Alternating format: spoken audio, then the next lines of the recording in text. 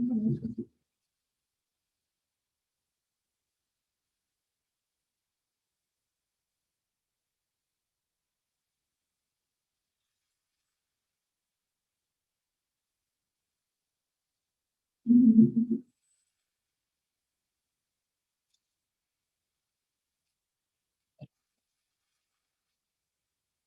just pop in. I'm getting everything set up. What's up, Todd? Trying to make sure that I got the iPad next to me just so I know what I'm doing. I'm going to turn a little bit of this down. You just pop in and getting everything set up. What's up, Todd? Trying to make sure I got the. What's up, AJ? Just so I know what I'm doing. I'm going to turn a little bit of this down. Mute that there. All right. You guys might have an echo there for a second. I'm just getting everything set up. The Zoom's a little bit craziness. What's up, CVC?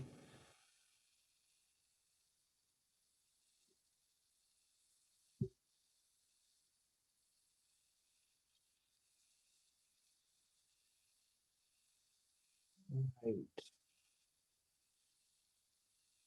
Yeah, if you guys had that echo a minute ago, I had the other speakers on for YouTube, make sure it was broadcasting right. Might have a little bit of interference, so I do apologize. All right. Ah, welcome, AJ. Welcome. Getting you in those giveaways coming up here. Do appreciate the support. Where did I just? I'm losing stuff here, left and right. You ever one of the days you just feel like you're a clutter bomb or a cluster bomb, whatever you want to call it? That's me. My desk is a mess right now. We'll start it up here in a couple minutes. I'm going to end up sharing screen onto here. So that's why I have the iPad to my right. So you may see me looking like this just so I'm checking chat out. I put the camera in a different angle so it kind of blocks a little bit of this stuff out. Actually, I might be able just to do this. Try this out. Blown up the whole way? No. There we go. Where did the YouTuber go? Here we go. Everybody doing good out there? Having a good weekend so far, starting it off. Top's Finest just came out. My boxes don't get here till tomorrow. It was a late ship, even though it was supposed to be out on time. What's up, JR? So if Jacob doesn't take them, I'll double tap with him. And then I'll just come live sometime tomorrow with Finest boxes.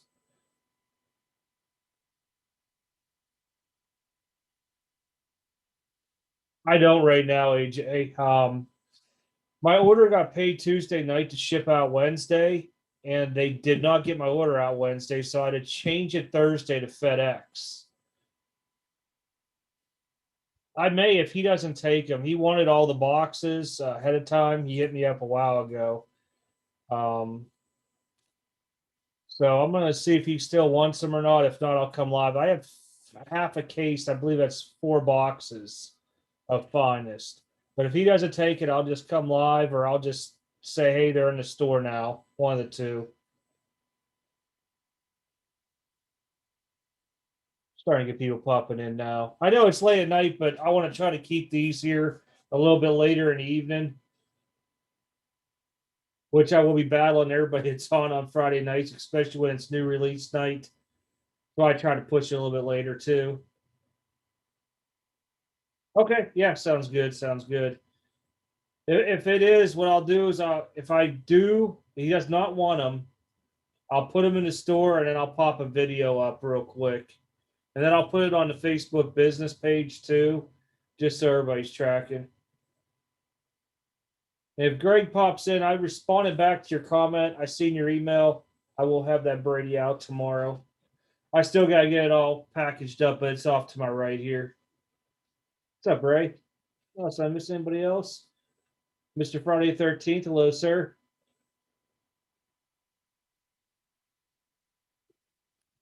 But it's quite interesting because we do have a new product that's coming out, and I'm going to show it to you guys. It's really nice looking. It's one of the ones where I might want to actually spend some money and buy more than what I'm getting in onto it.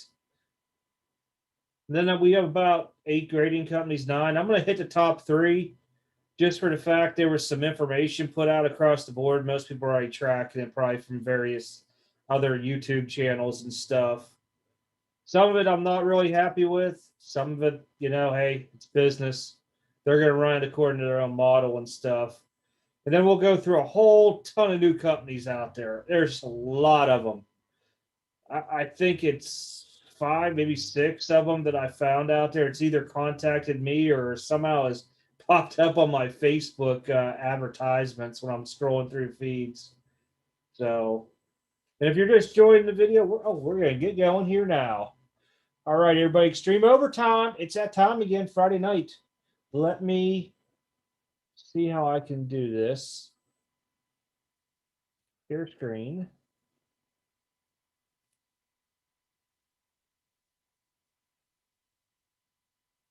Let me just share this one. Now I just got to figure out how I can. I'll just look at it on the iPad. All right, so this is a new product here. I'm just making sure it pops up here real quick. I will start chatting more as soon as I see it come across on the iPad here. There we go. All right. So this is the new product, 2021 Topps Chrome Platinum. It's the anniversary baseball hobby box. Now they do have another configuration of it too. I think it's called Light. As you guys can see, it's $400 a box. But this here is bringing back the 52 Topps design. It's going to be favorable by a lot of collectors this year. I just don't think it'll let me pull up the picture. Just a zoom. So it's really, let me see if I can show, kind of get there. But it's a real nice design. Now, with this here, you're only getting 1 autograph per box, but there's a variety of different parallels and stuff like that. Versus the other box is cheaper, and you're not guaranteed an autograph. You're like getting more color through it. So it's HGA screwed me over. My first sub was 10 days late with my sub. I think they rushed my order and beat. It's possible on it. I've seen a lot of people talking about HGA and just upset with it. Hey, thanks, Derby. Appreciate it. Welcome to the members only part. Get you in those giveaways coming up. I've seen a whole lot of this stuff like that, and a lot of people are very upset with HGA right now.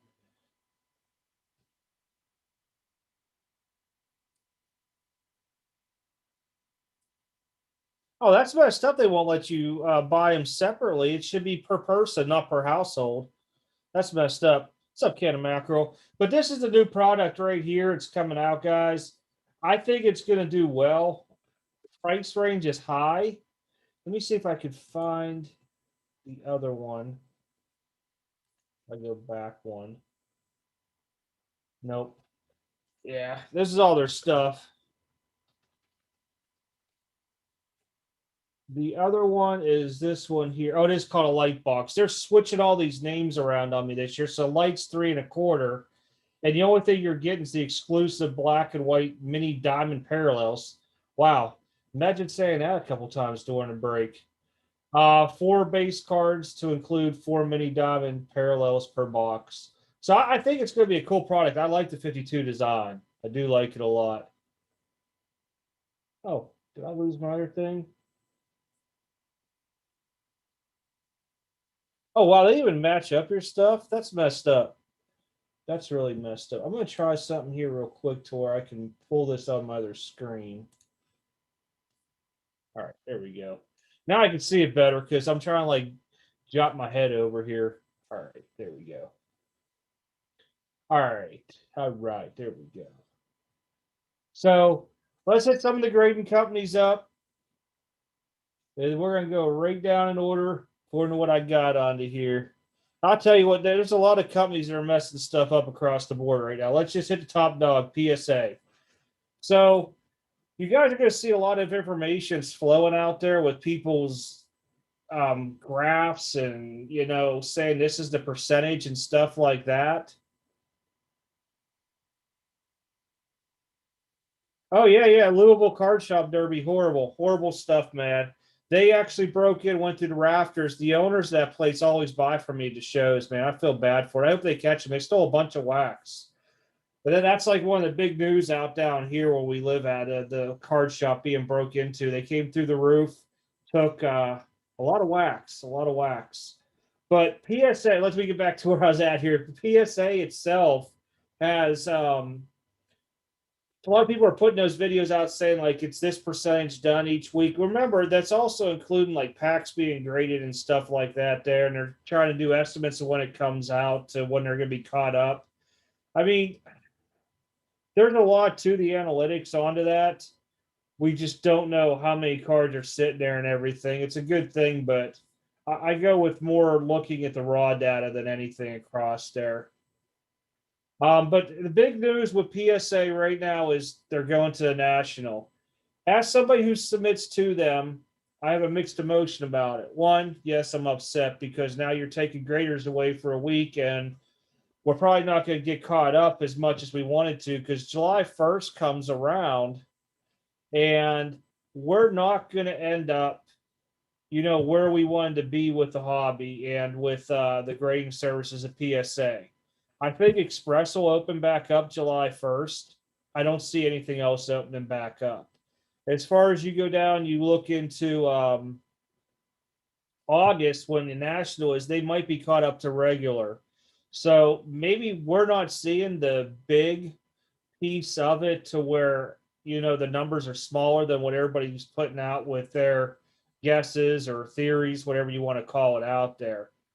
But yeah, I am upset with PSA saying they're going to the national, but I'm not as upset as I probably normally would be because they did shut down earlier. They're doing their best catching up, hiring new graders and everything.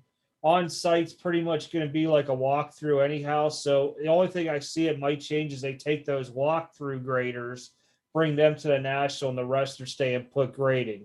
I'm sure there's a good plan put in place. But when you first hear it, you just have that mixed emotion, like you want to reach through and just like choke somebody and stuff. The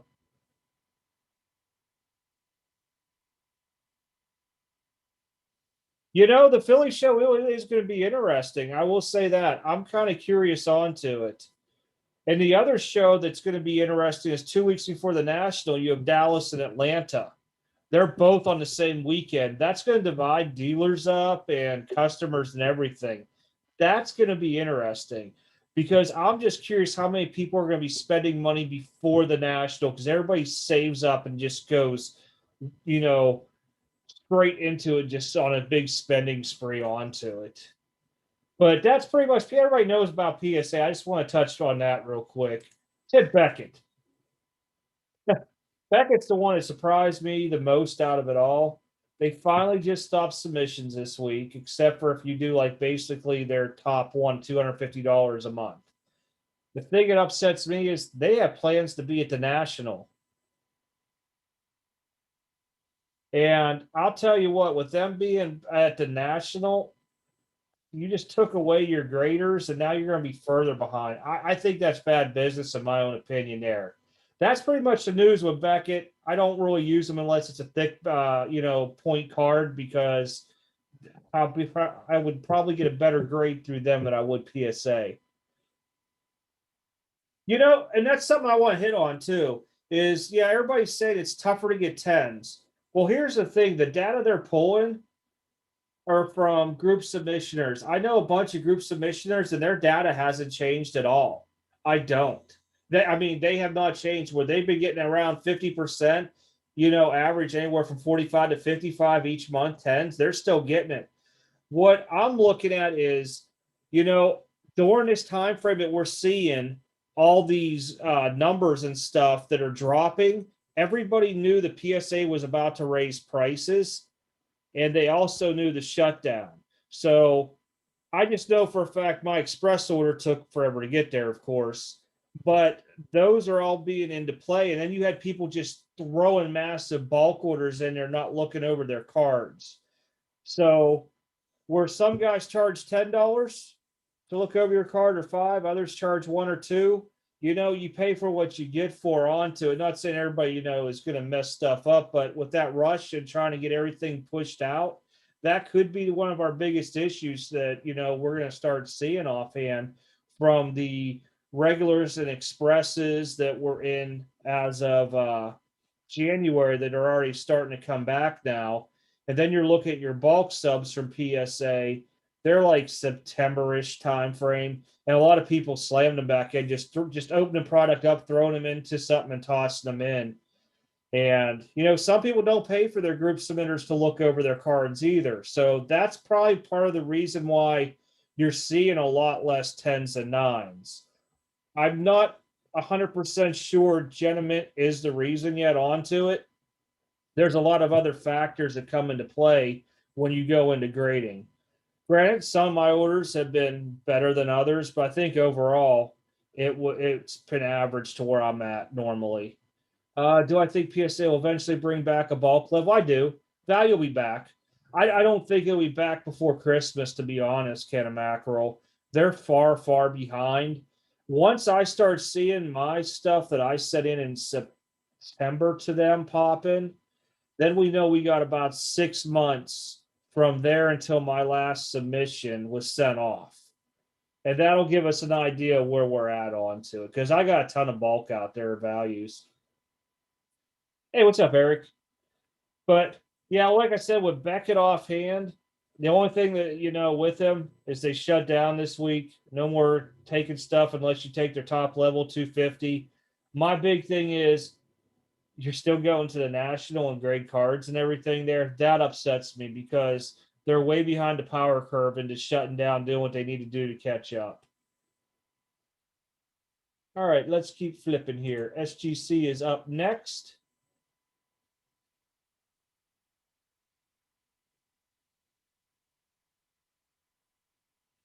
Treated as that's 100% correct there. Vintage is always long term. Now we did see vintage where it went up in price and then it came back down a little bit. But overall, it's still up over price. It just shot up way too much at one time. What's up, Poof? I call you guys. Mod, you too. This is what I like about this. I get to do this stuff now. But I think I'm sitting at, I don't know, CDC's here. He'll probably know the exact number. I think 13, 14 submissions, probably a PSA still.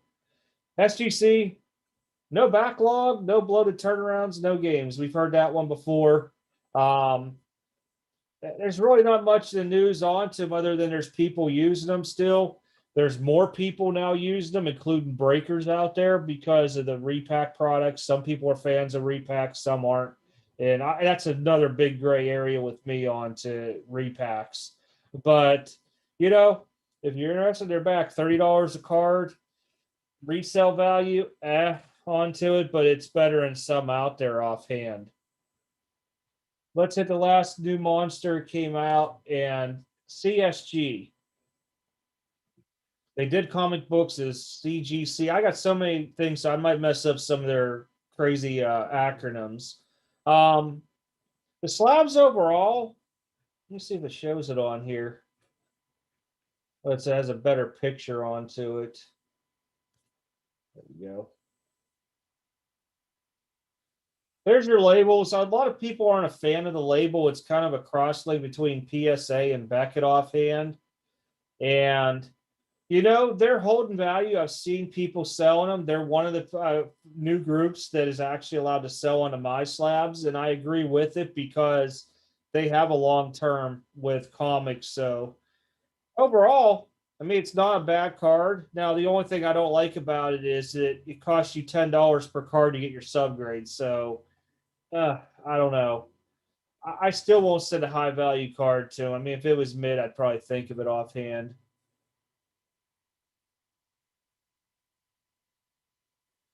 I wish there was too. And there's a lot of new companies that are striving for excellence out there. And there's going to be some game changers that come out there. We just got to see what's actually going to happen with them all, to be honest. I think there's 2, 4, like 6 or 7 that we got to hit on to tonight.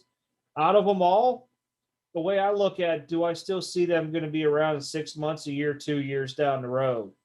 Because there's a lot of ideas that everybody has, but you got to get the base out there first and have to where you're getting a good amount of submissions by the thousands per week in order as a new company to start being successful. Oh man, PWCC has always had controversy. Um, it's mostly due to they blocked their bidders, so people can go shill bid the crap out of their cards on eBay. It recently just turned into to where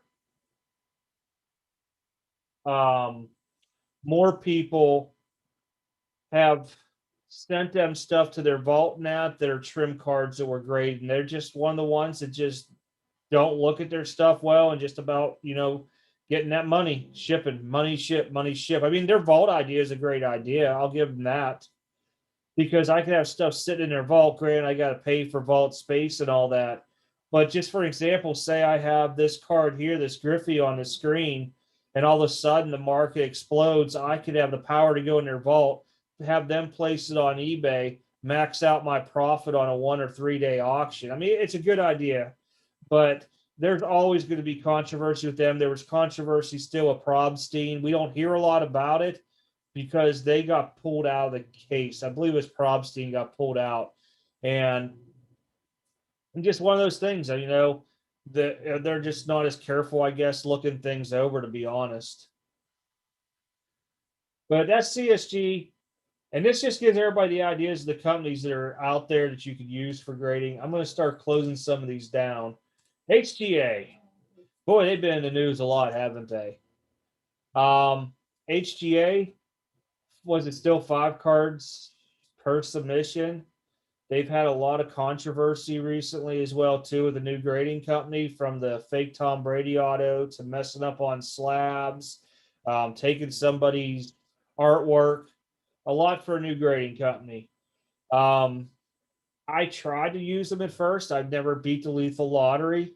What I don't like about the lethal lottery is you can get a code and bypass everybody. So how many people are using codes each time is one of the things that I'm curious about offhand. And a lot of people have been disgusted because they said 10 days means 10 days, and 10 days is coming up to be 20 days. If you're going to make a knock at every other company out there, make sure that you're going to live up to the hype onto it, to be honest. Okay, I'll check it out here.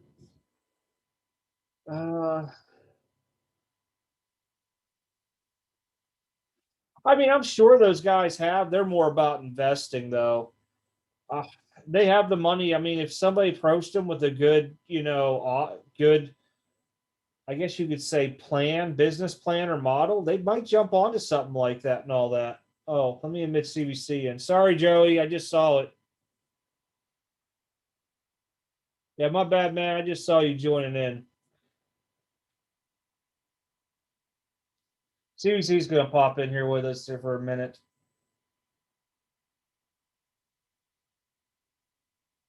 Yeah, my bad, man. I just seen that thing pop up on the side here. When I share a screen, it's like micro to where you can't even see it. Somebody's joining in.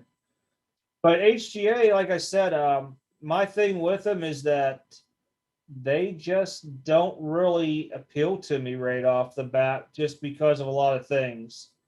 And I'm just not down with not being able to get into submissions. And the same people, if you notice, are always getting in submissions. I don't know how that works. Are they lucky? Are they using robots or whatever it may be out there? But you guys still have HGA out there you can use. Let me close out Beckett and SGC here. Another type of grading company that was out there is called Fast Card Review. Your 10-day took 22.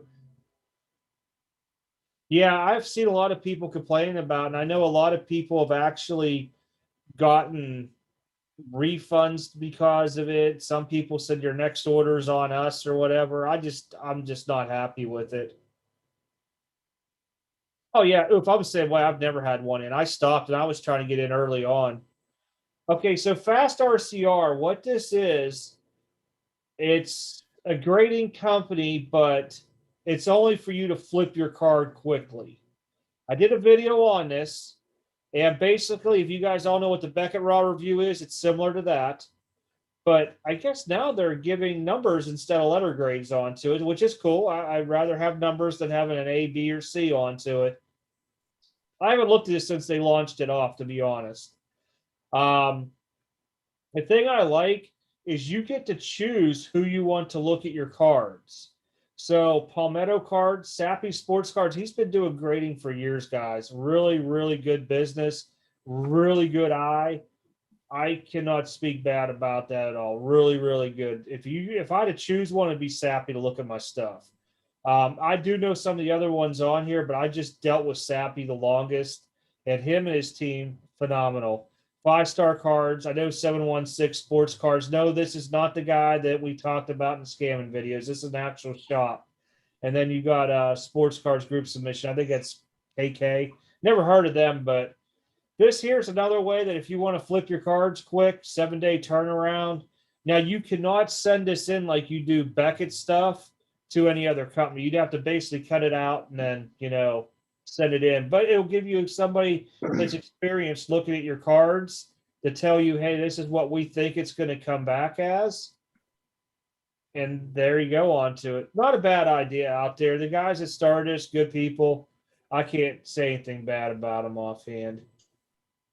But like I said, it's a good idea if you want to get something quick. And the idea was to get it out there so people could flip it quicker. All right, let's go next company here. And CBC, if you got something to pop in, just cut me off anytime, man. All right. Diamond Service Grading. They used to be, I want to say it was the best service grading originally offhand. And you can see their labels when they flashes through the screen here. I can't pause it at all. Oops, I just went dark. There we go. All right. So just trying to see if I can find, there's some of their stuff down here at the bottom. Different types of labels and everything. I want to say these, they're based out of California. A couple guys that are subscribed to the channel say they use it because it's a local grader onto it. They talk good about it. They sent me an email and we were supposed to do like an interview type deal on their stuff, but they just sent me like pictures. So no idea what was going on there. I just took it on the back burner and just moved on from it. But oops, man, another screen keeps on going crazy on me. There's your prices, $30 for 30-day, $45 for 14. Kind of expensive in a way, in my opinion. But, it is what it is out there onto it. You can see the labels and stuff there onto them. I live out in California, and I don't know. I have never heard of these guys. Ronart Park. 94928 is a zip. I don't know where it is. That's down in the LA. That's down in the LA area. Oh, is it? Okay. Yeah, I mean, I don't know them at all, but they reached out to me originally and they wanted to talk. I never talked. They just sent me pictures, which is odd. Like, okay. But it's another service out there. I mean, I know they take them in shop and stuff like that. Of course, you're always going to get the little crazy advertisements on the stuff, their cases and all that. Kind of hard to see the top of the OCG or DCG, whatever it is on the top. Kind of hard to see that. It is. I mean, if you look at this top part here, once it catches up for everybody else, but with their colored labels or new technology stuff, I mean, there's no subgrades onto it, so you don't know why you're getting your grade onto it and stuff. I don't think the other ones at the bottom here had subgrades. No. So, I mean, I don't know. Maybe that's something for like the local people are doing at their shows and trade nights and stuff like that. No idea. They got their grading scales and all that stuff up here too. Again, Diamond Service Grading, dsggrading.com. If you guys are interested, check it out. We'll go back into talking about the big guys here. Pure Graded X. First off, the only thing I'm going to say right now off bat is they go by PGX, and that's actually a comic grading company called PGX. I would be careful using that And if you're a big wrestling fan, WWF. Oh, I just said it, WWF. I hope the worldwide, whatever it is, wildlife people don't come after me. But WWF had to change their name to WWE years ago because of that. If they're going around calling them PGX, they need to make sure that that stuff is correct to do that. That's not branded. I did a video onto them. I mean, they looks like they changed their labels a little bit. Still a bit too flashy for me. I don't know about you. I really can't see that one, but I don't like it. It's I guess now you could opt out of having minty fresh though. Like I don't see. I'm looking at that Barry Bonds. I don't see any of the card grades. details. No, I see the 9, but I don't see any of the You like subgrades, and I don't 87 see. tops and all that. Yeah, Yeah. yeah, I don't see any of that. I mean, they called the junk wax era for this special. I mean, I guess that's what everybody knows it as. Let me see if I could find their menu ball. Oh, there it is, way up here. Let's see if they've everybody said, oh, they made changes to their stuff. Well, there was a lot that to me it had to be changed. So you still don't get the pictures onto here that I want to see of the stuff. Maybe it's on the about page now. No. I'm not even going to touch the pop report. We already know that's on Excel spreadsheet. And it kind of shows how many cards they've graded. And I guess some people didn't like that part. Fresh World Wildlife Fund. That's it, Derby. Oops. He called him the Gangster Grading Company. Fresh, not so fresh. They need a tight and I grade. I think I said that wow. right. I don't know. I had to sound that out in my head, man. I had to sound that out in my head. I just don't like it. It's just way too flashy for me. And I know people are going to be upset that are, supporting Pure Graded X, but to me, it's like a novelty company in a way where it'd be something that you want to flash right, or like you have them young kids in school. Remember back in the day when you used to carry your cards in like these little like red pencil boxes and stuff? Yeah. You would show them off like your sticker books and stuff like that. It kind of reminds me of something like that there, to where kids in like elementary, junior high, maybe even senior high would like stuff like this because it's a new gen type deal. But for me, it's just not there. And I mean, resale value, I think last I looked, it was like 400 cards or something they graded. There's just not a whole lot graded out there onto it to where it's going to pull anything out there. That's funny because when you said novelty, like I said, they look like the slabbing company that would have, like, you can buy an individual one at like the gas station next to the armbands with the like I love mom woven in. It's like the ones that have in the middle aisles, the turn aisle stuff. It just, I don't know. It just doesn't. I don't know. Do you remember whenever it used to be a repack of packs? Like I think it was Farm something that came out, so you got like a graded card in there and like 6 packs of cards, and you pull it out and you're like, "What the heck is this grading company?" And it would Oh, have like those flashy labels onto it, and you like start googling it and you couldn't find nothing. they The still kind of have those. labels Those on are it kind of. Fairfield.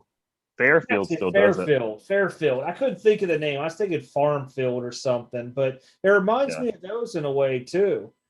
I mean, good luck to them out there. I just don't know really.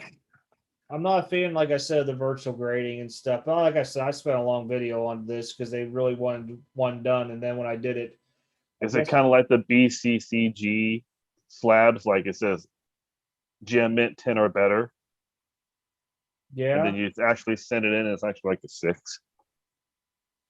yeah, I remember those. I mean, just because we got flash onto it and stuff like that, I don't know. It's just something I wouldn't use offhand.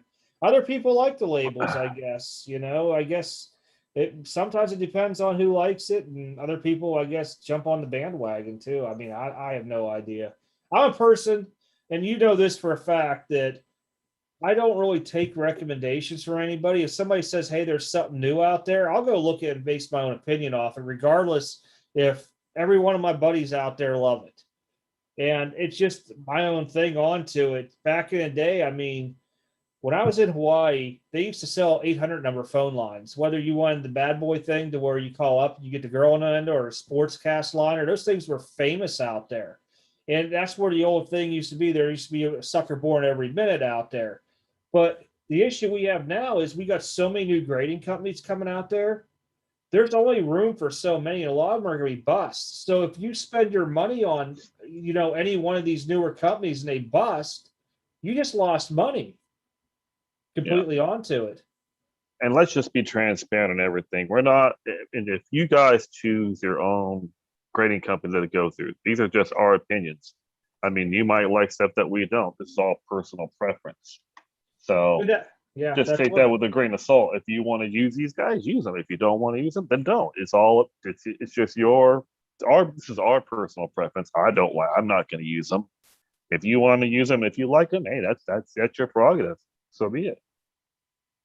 Yeah, that's exactly like you said. I mean, I look at different aspects, and mine's on card value more than anything else. Down the road, is this company still going to be around, or are we going to be having another GAI and I forget all them Gem Mint used to? Don't let me confuse it with GMG, but there used to be a Gem Mint grading company back in the day. It said Gem onto it. They were So, Canadian, weren't they? yep, they were. So stuff like that. What's up, George? I just seen your thing pop up there. Burrow plays a nice, James. You just pulled a Burrow.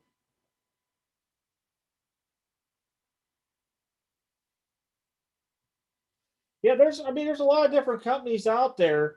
And like I said, a lot of them just don't get, shown to where you see the stuff at. Some of the stuff I would have never known of, to be honest. But if you guys want to see what I said about Pure Grade X, there's a video out there. We're going to move on from them. But like I said, it's your option what you guys use. I just want to cover them all. And I just throw my little tidbits out there. Some are good, some are bad. All right, Revolution card grading. The only reason I found this is hit my Facebook feed, and CBC was on the phone with me the night that I was actually found this. Yo, Nats, man, what's up? I am not a fan of these labels at all. Walking Balk, what's up? Need mod some people here. Yeah, I don't. These right here just seem too cartoonish. You know what it reminds me of? You know when artists change completely and they just started taking paint and splatting it against the canvas and calling it art because they saw something else? That's what it kind of reminds me of a little bit. I mean, granted, you got to 9.5. I have no idea. It says Rev Mint. I don't know why you got to always change what's been the standard in the industry for years. That makes no sense. There are subgrades, but it's just too flashy for me, to be honest. Yeah, it's too much going on. Yeah, it looks too loud, I guess is a good word for it. There's just too much stuff going on. Well, if you look at this Jalen Hurts, it's not real loud. But that's not bad. No, I mean, it's not the splash work. You got some kind of football field in the background. So, I mean, it doesn't look bad at all onto it. I'm trying to find the company we talked about where I actually liked something they were doing for security. I don't think it's these guys, though. The laser printing or the lasering. Yeah, I think it's the next one up. I'm pretty sure offhand. Oh, now I can see what's at the top here.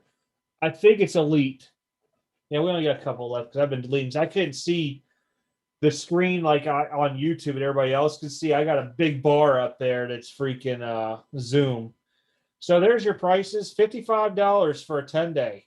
That's a lot of money for a new company. Uprising, I guess, is there 30-day, $35. Riot, $45, 20-day. What? Oh, okay. It does to me. I was like, why is this? I just realized they should put 20-day over here and 30 over here. Okay. And for a minute there wasn't going through my head right.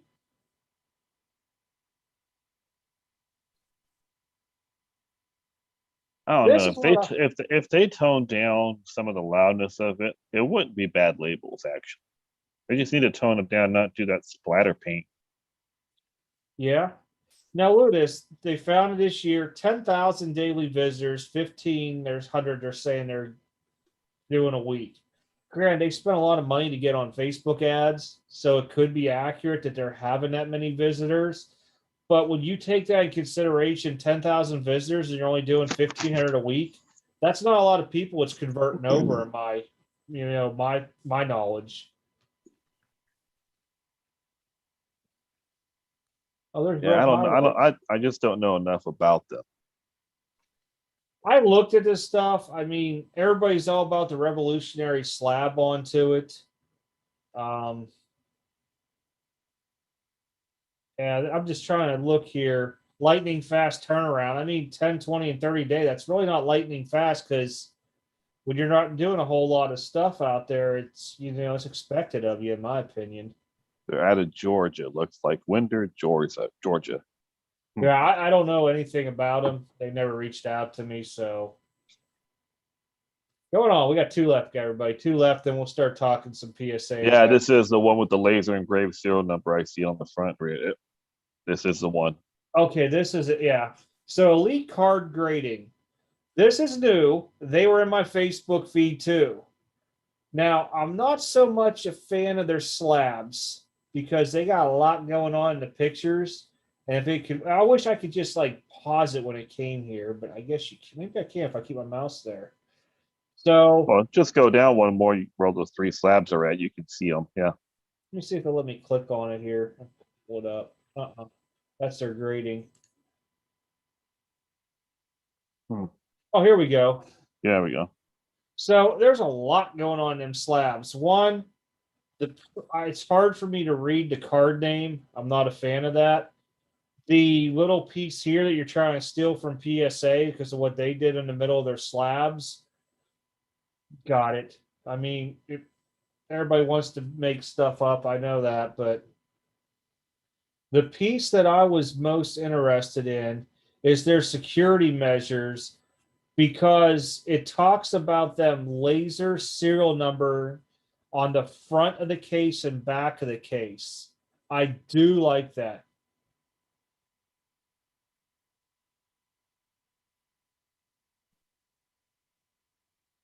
Yes, and that's it, Nats, man. I mean, honestly, a lot of people are buying into this stuff because, some people are good salesmen and they could sell it to anybody out there.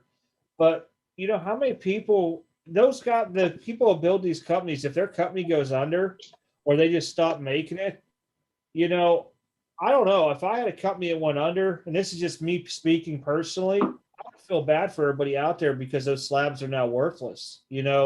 And plus, your name is now shamed across the whole card community on every social media platform nowadays. So, to me, I want to make sure I got value down the road onto it. Will some of these make it a year? Probably. Will some make it 5 years? I'm going to say no. We might have one, maybe two out of it still doing it the most. But this here was intriguing because I like the idea of laser putting the serial on the case in the front and back. I know you did too. Mm-hmm. That's a good idea. And for any grading company out there, if you could do that and not upcharge because of you doing that, I think that security measure is great. And it's right down here that you can see the serial number. It's almost like how Beckett has that on the bottom, remember? They Yeah. kind of went the same way with it. And I don't care if you put down ECG or whatever they're going to be their acronym for three little things on there. I don't care about that. But if you're going to put that here, take this middle piece off so you could expand your font here and do a 2x2 here. Mm-hmm. Take this, block it down here more because there's just too much space here. Again, my opinion onto it. Would I use them? No, but I can tell you this much: I do like that laser engraving onto it for the That security font. purpose of the card. That font looks too robotic to me. Needs to be a little bit more differently on it. Yeah, it does. It's just, I mean, how they have the subgrades all to the far left stacked up like that. I don't like that. If you're gonna do a 2x2 or just do a straight line across, that right there just looks like it takes too much space. It does because they had to put their little flash thing in there like PSA. If you take that middle sticker thing out, because you already have the case etched in laser with your thing on it, you really don't need that for security purposes at that point. If you take that, do a 2x2, and then you push that 9 over a little bit and just do mint somewhere onto it, you could build that font up and it would actually be a decent looking slab, to be honest. Yeah. Yeah. I mean, it's not too loud either. It's not too flashy. It's not bad. Oh, I know Eric was still in here. He says laser engraved slabs in the next 30. That is good news, Eric. That is good news. Nice.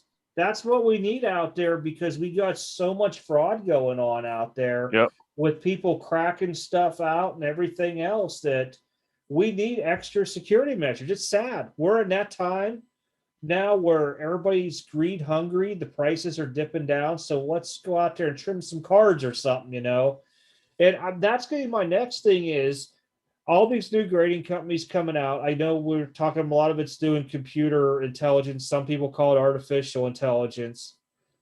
But how many of them that aren't using it or just using, like, say, Photoshop or something to do this with? That's a cheaper thing that wasn't modeled for them, and they spent, tens of thousands of dollars on a program, are going to be able to catch a slight trim card like I've been showing, like the Giannis or the Fisk.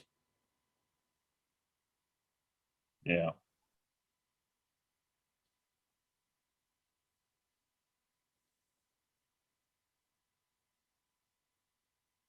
Yeah, SGC's been around for a while, Nats, man. I mean, a lot of people like them.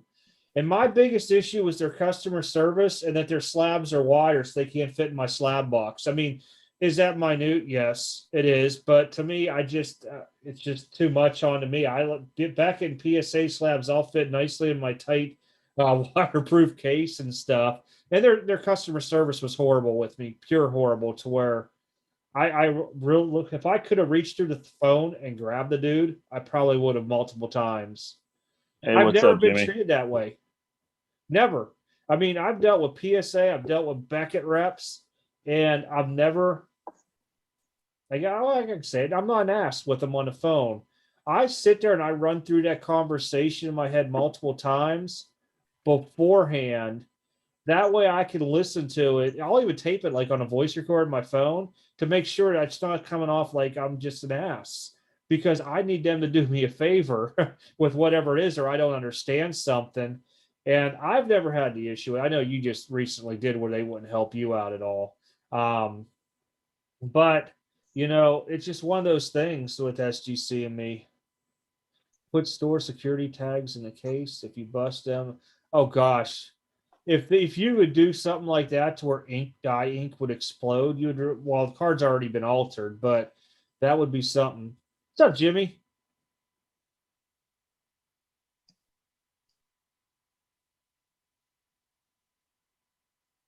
Okay, got it, George. Yeah, send me an email on it. I do know some stuff onto that. I can look it up. If not, but it's been a while since I played with those.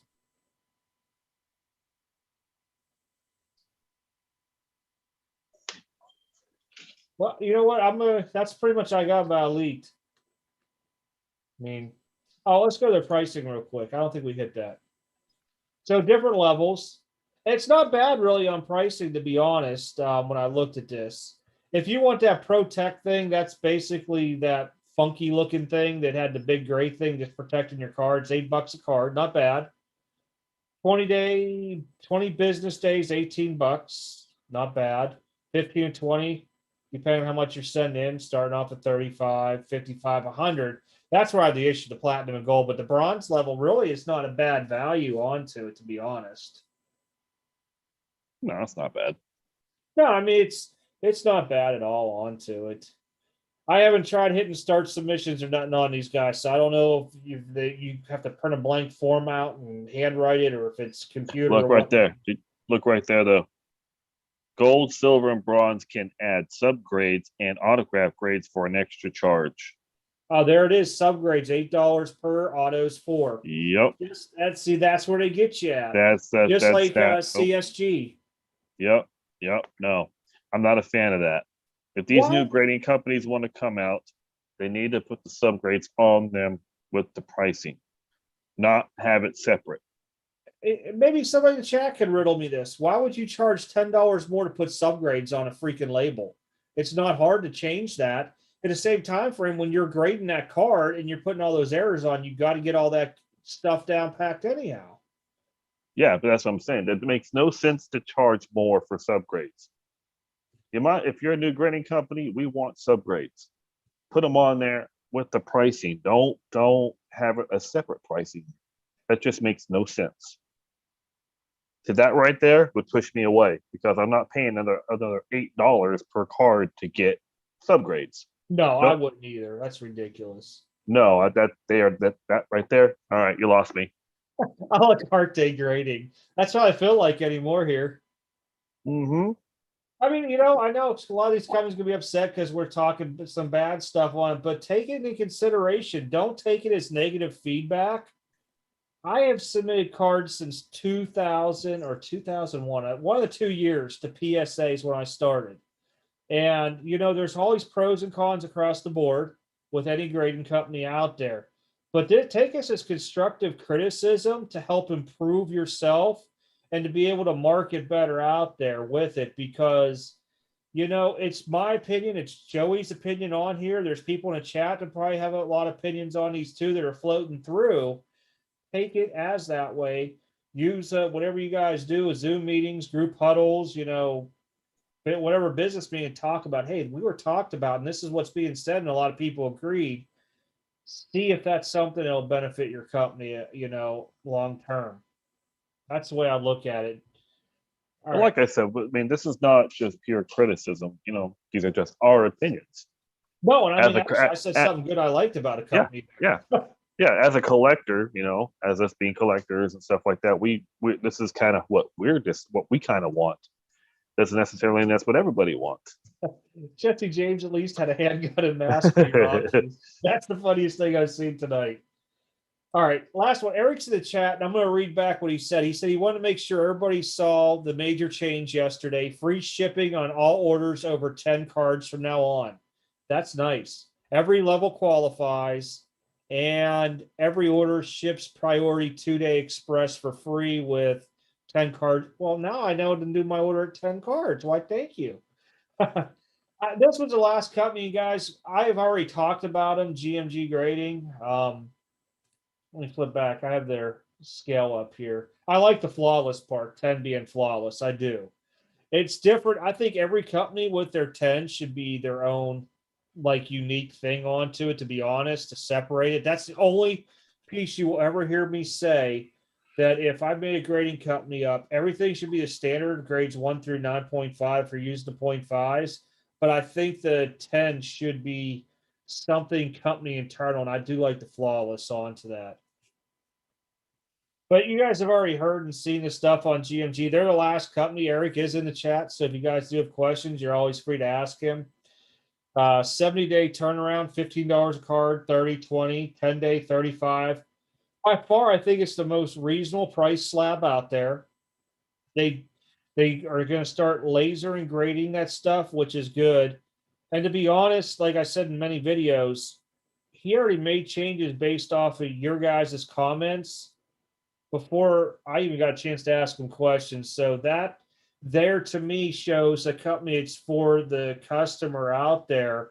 Now, granted, they're probably not going to be able to make every little change we want out there, but to do a lot of this stuff has been impressive so far. You know, out of all the new grading companies out there, I mean, I'm one of the people, I don't get sold very easily on stuff. I do a lot of research onto it, but you know, I think that this company here will be one that's going to be down the road still around doing this stuff. And I won't talk, I don't know how much volume he's doing a week and how many orders are coming in and stuff like that, but they're still meeting their times, which is a good thing to know right off the bat. And they're making changes daily. And I mean, I know some stuff that he's talked to me about, and you do too, Joey. We won't hit that up, but you know, there's some stuff that he's going to be doing in the upcoming, probably what month, I would say. About next 3 weeks or so. You guys will be excited over it. And once I get the video of it and everything, I'll put it on the channel for everybody to see. But I was actually, I guess I don't really use the word impressed too much anymore, but I was impressed by what some of the stuff was told. Hey, what's up? Hey, surfer. I'm doing good, doing good as always. Let's see. I'm gonna miss stuff here. I would say off bat, CSG. I was a fan of them when they came out. Click on the Click order on the button. order form.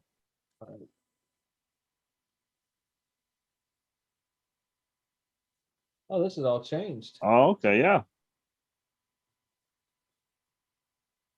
Wow, this is actually, I like this. Yeah, I do like that. I will say with CSG, I was a fan with them at first because of what I knew with them from comic books. I was almost sold on buying a membership until I saw, oh, well, you got to pay $10 for subgrades. That's where they lost me. Mm-hmm. So, Eric, since you're in here, are these are these considered bulk pricing? I think the ones in the, Yeah, well, oh they're the no, it's same just free price. shipping. Instead of that, he's just giving you free shipping. That's it. From 11 to 100 cards, free shipping. Yeah, I get yeah, it. it's I get not it. From 1 bulk. to 10, I see it. I mean, honestly, I'd rather have the free shipping than a bulk price because Yep. if he's going to Yep. pay for the priority express and then cover the insurance onto it, I know from what I spent my stuff out what it costs. I'd rather have that. Yeah. Yeah. Yeah. I mean, for one extra card to get the free shipping, absolutely. I mean, at 100 cards, would it be a big difference? Yeah, because I'm going to tell you now, your shipping's going to be expensive. Yeah. Let me see here. PSA, upcharge your card a higher value after grading. What does it matter? I don't really agree with that either. Mr. Friday 13th with the upcharge. I kind of got it that they want more money if the card's valued more with the service level and everything. What I would say is then if my card doesn't meet that tier level and it meets another tier's high, why don't you undercharge me? Yep. If you did Yep. that, I'll tell you what, you'd have a lot of people sold on because I'm banking on something coming back, between a 9 and 10. And if I have to look at, price levels onto it and how quick I want it back, but we'll just say Express is open back up. It's $150 a card up to like $24.99, but three or 2,500 and over to I think 5,000 is $300 a card. Well, if my 9 is circling right around 2,500, I'm going to send it in Super Express. If I make a 10, yeah, they could upcharge me to the $600 thing, but just say I get an 8. And now all of a sudden that thing would fall down to regular. Why not charge me regular price for it? Oh, I got it What's up? because we had to hurry up because of time. What's up, No, Charles? that's the everyday price. And he said, what's up, Charles? Oh, I'm on GMG right now. This is Eric's in the chat. I hit all the other ones up already. There was a bunch. Elite Grading Company, Revolution, Diamond Service, RCR, Fast Card Review. Gosh, I can't remember all the names. I hit HGA, Beckett, and stuff like that real quick. A lot of stuff just because these guys are all shut down. They're still going to national. With PSA, they've been shut down for a while. So I'll give them a little bit of a leeway. But Beckett just shut down. They don't need to go to no national set up. And Eric, I agree with that statement completely. I think you should be paying for the service turnaround time and not the overall value of the card. Yeah, I agree. They're in it because of the money piece of it all. I mean, with the They want volume their they're doing, they want their hit of it. They want their piece of it. I think if you're going to leave the pricing the way it is, do 300 Super Express and just charge all walkthroughs $500 for the day.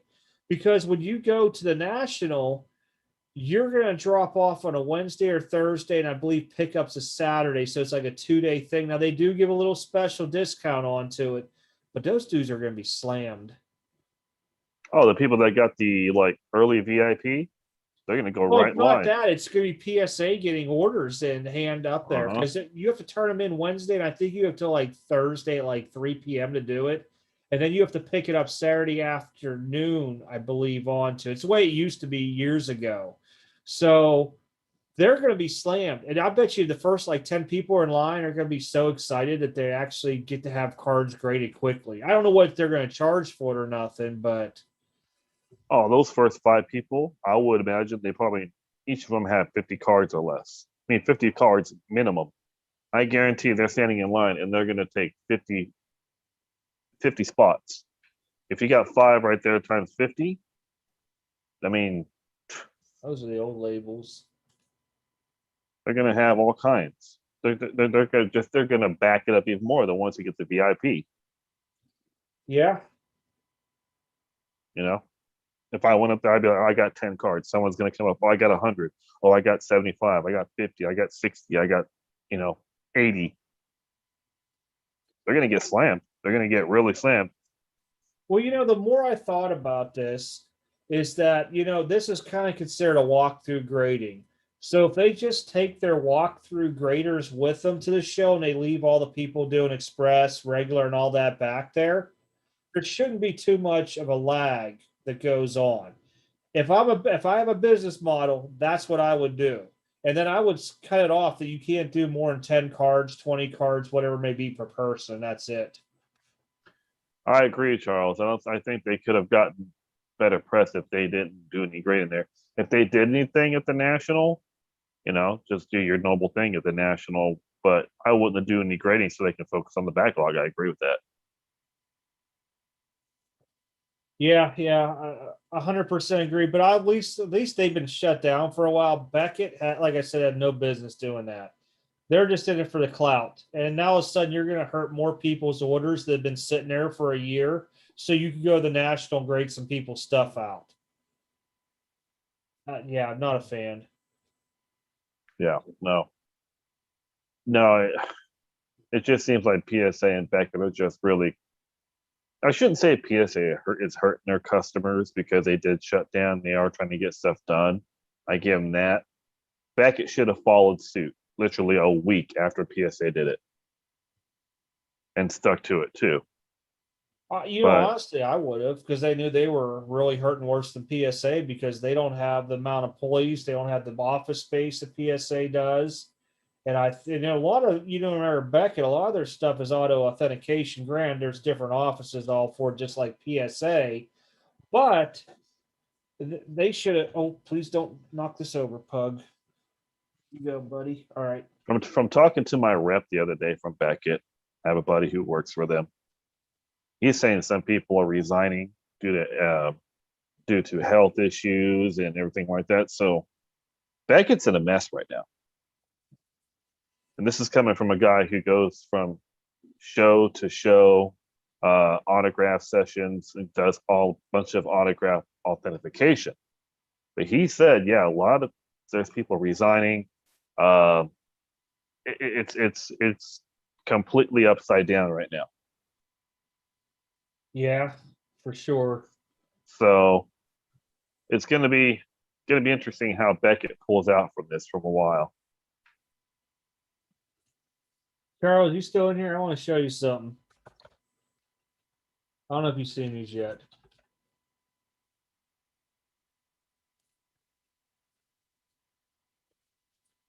See this new, the Platinum Anniversary? It's the 52 style cards. I like this. Yeah, I really do. Those are nice. Yeah, this is the light box, so you don't get an autograph, but it's $325. Autographs are $399. That's blowout prices, mind you. So Topps did that design a couple years ago with the 2001 Topps Heritage when it was the 52 design. So they brought it back to do that. That's nice.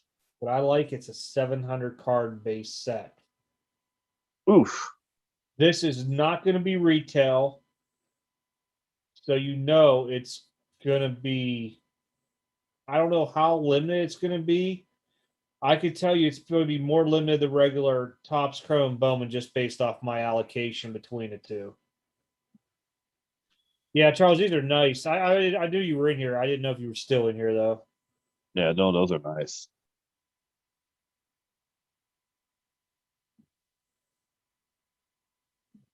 Those will look really nice with some novelty Did labels you on them. email that to me, Eric, or is it you want me to show him the pictures from my phone?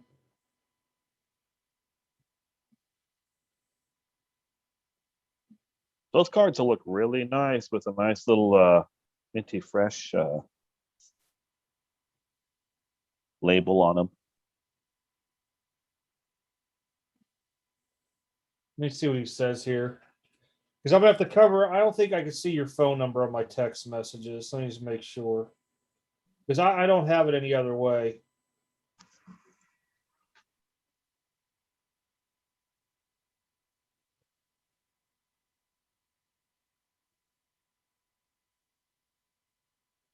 No, that's definitely not a cheap set to build, Derby. That's going to be a really, really expensive set.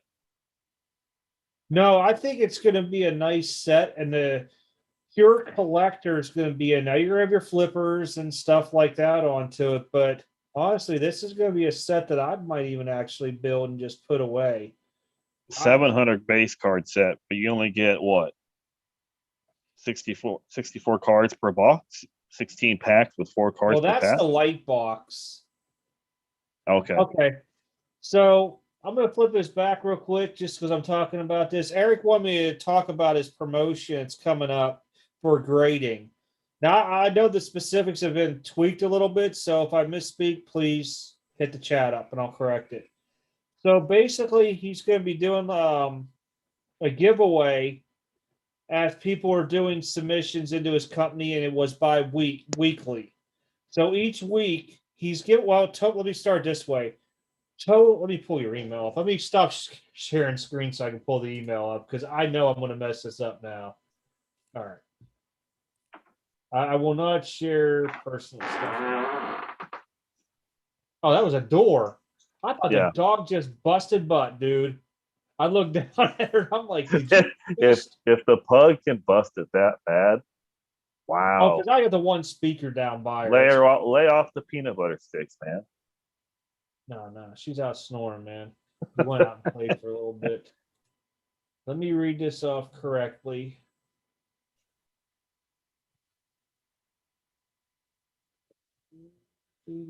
All right.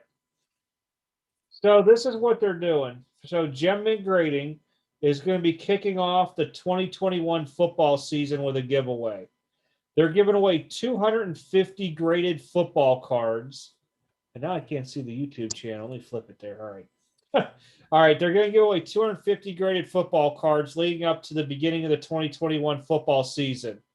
Each week, they're going to be giving away 25 graded, and it's going to be graded by GMG, Hall of Famers, NFL legends, a couple active players that they know are going to be Hall of Famers as well. And all you have to do is submit 5 cards to be graded. And for every 5 cards you submit, that's 1 entry. And so, say the first week you have 2 entries, every week you're going to get those 2 entries. And if you submit more, you'll get more entries into it. So the idea behind, well, I shouldn't say the idea behind it, is to lead up to the football season to where one person's going to win a 2020 Bowman Tom Brady rookie, and Eric is going to grade it live on YouTube for everybody, or Zoom, however we broadcast it. But the winner is going to see that card graded and slabbed live. I know what it was graded before, so I'm going to tell you now, if you win that, congrats. Some of the other stuff that's on there is a Joe Montana rookie, a Jerry Rice Tops rookie, Dan Marino and Elway rookie, Aaron Rodgers Bowman rookie, Steve Young rookie, Barry Sanders, Aikman rookies, Dion, Bo, Derek Thomas, Lawrence Taylor, and more. Awesome, huge giveaway. They say that it's over $50,000 in graded cards. Now, like I said, everything's going to be graded from their company. That's insane giveaway. I mean, $50,000 in cards. You're talking 25. So what is that? 10 weeks of giveaways. Yep. I do know they do have some of the newer cats in there, like some Herbert, some Burrows, some Tuas, and stuff like that. But I think he was going to try and do another kind of giveaway, possibly, between the 2 week gap from the Super Bowl from the championship game to the Super Bowl. You know how we have the 2 week gap with the Pro Bowl and everything like that. He was talking about doing something like that later too. You know, I think that's really awesome because you're going to get a Tom Brady rookie at the same time frame. You're going to also see a graded live for you. See him slab it live with whatever you want in the label. I mean, Tom Brady rookie. We're talking GOAT. I mean, there's just nothing else to it offhand. Straight GOAT. Well, name another company that does that. I can't. I can think of breakers that do crazy giveaways around Christmas time. Yeah. But this here, I mean, you got to understand, if your Joe Montana rookie grades a 6 or a 7, go look at prices of a top grading company is a 6 or 7, and then you figure out where you think GMG is going to be at. You're going to get a Joe Montana rookie. I mean, it graded, so you know it's going to be authenticated. It's not been trimmed. It's not been messed with. I mean, all the other ones, that's insane. Even the Aaron Rodgers Bowman rookie, look at that, how that price has gone up. Whether it's a Beckett 9, Beckett 8, whatever you want to call it out there. But that also speaks volume of how much they want to take care of their customers and how much they want to give back. You got $1,200 worth of Target cards from Target online? I read that. Wow. How much of that was soccer? Just curious. They don't have Bundesliga. I don't think they have Bundesliga retail. No, but they had It's Prism and Select Prism. Euro. Yeah. Freddie wins the Super Bowl. Oh yeah, you know what? If you right now Brady's stuff is starting to level out. So it went up here. It had that little bit of a dip in certain cards. If you can make a trade or a play for a good graded Brady rookie, regardless if he wins it or not, that's Hall of Famer. When he retires, you'll see a bump. When you see Hall of Fame bump. And the next one will be like when the GOAT movie of Tom Brady comes out, things will go stupid crazy. Oh, they don't do soccer online. Okay. Oh, so football and baseball, huh? That's pretty good though. Yeah. Wow. Yeah. You're like me when I go out. Hey, you should have came down to the Lexington show, man. There was a table down there. Dude, I probably could have spent thousands if I wanted to. Especially when dude's like, oh, I take PayPal. I'm like, oh.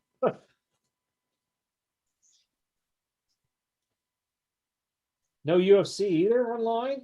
So just tops or baseball, basketball, and football, really. In the next couple of weeks, Walkenbach, he told us it was going to begin. He hasn't set a date yet.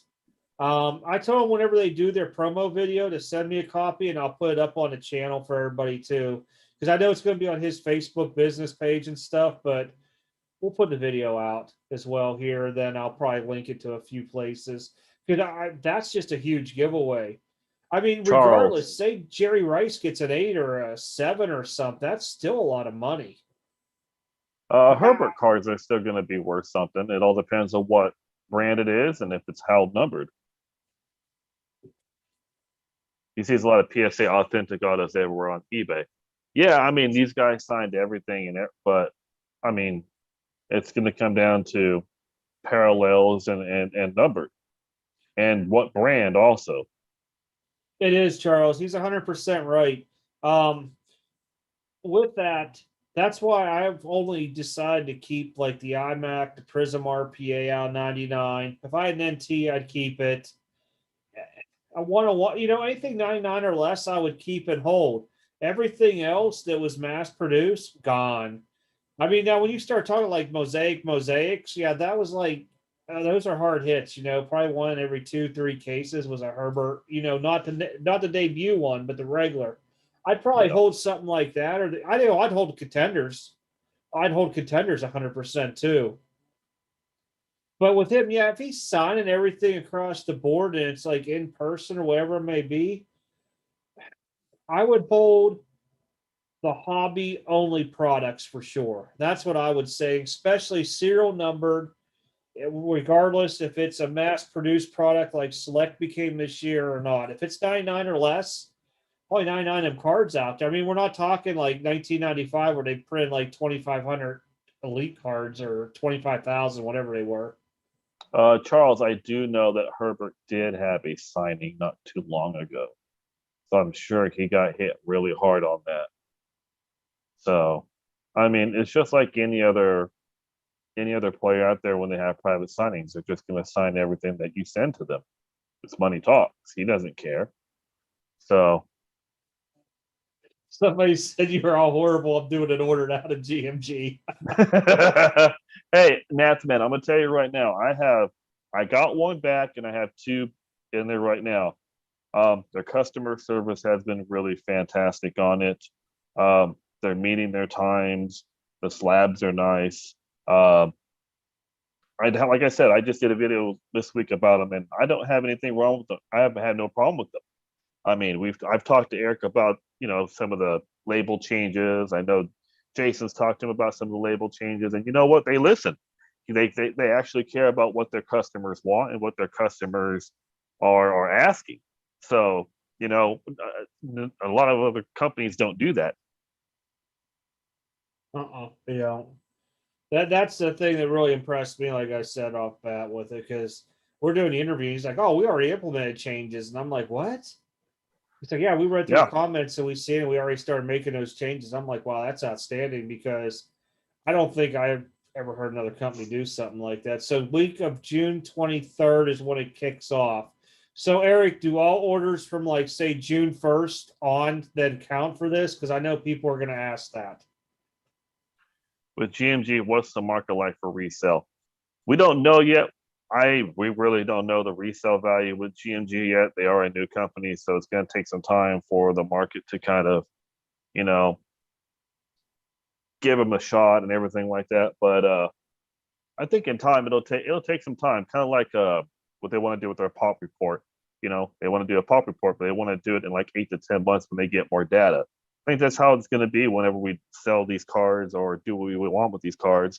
It's going to take a while for the market to mature for them. There were a few sold on eBay, pretty reasonable prices. Um, some a little bit over what I would have thought went for, someone for a little under, just like anything else. I mean, now don't use my prices on the website by far to judge. I purposely put them lower for people to be able to afford to get a card into it for this stuff. And that was just me because I basically put the cost of grading onto most of the cards on there, unless it was like a solid straight 10. I think the most expensive I put was $30. But the reason behind it was so people could get the slabs, look at them, and make their own determination. Now, granted, the ones I just sent off to Eric will be a little more pricier because they weren't like your base rookies with like, mid-tier rookie variations onto it. So I've been using a multiplier based off of what I think, a raw card to a PSA 9 goes for. And then I was looking, raw card SGC 9, stuff like that there. And I made my own algorithm up for it. Is it right? Is it wrong? I don't know.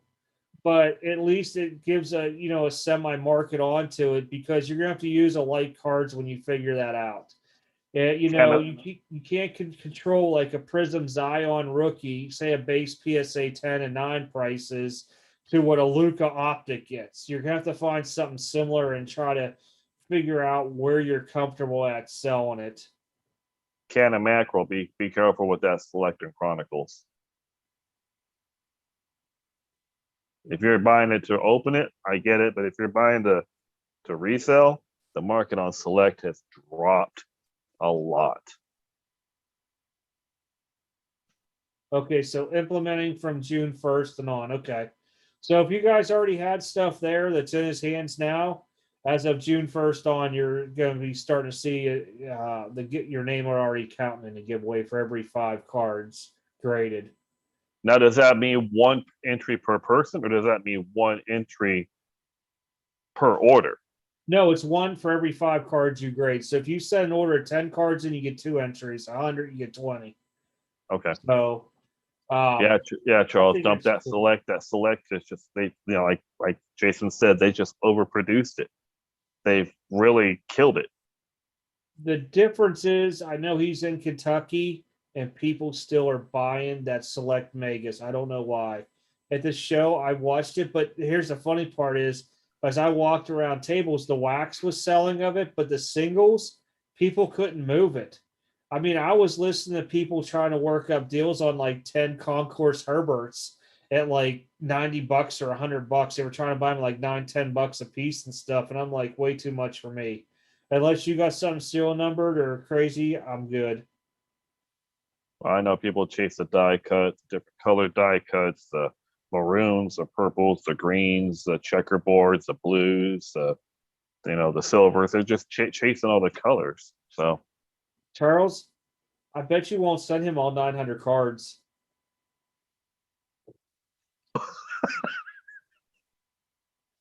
Oh, you're gonna give Eric a heart attack. You're gonna give Eric a heart attack. hey, I got a ton too. I ain't gonna lie, but bet you won't send all 900 in.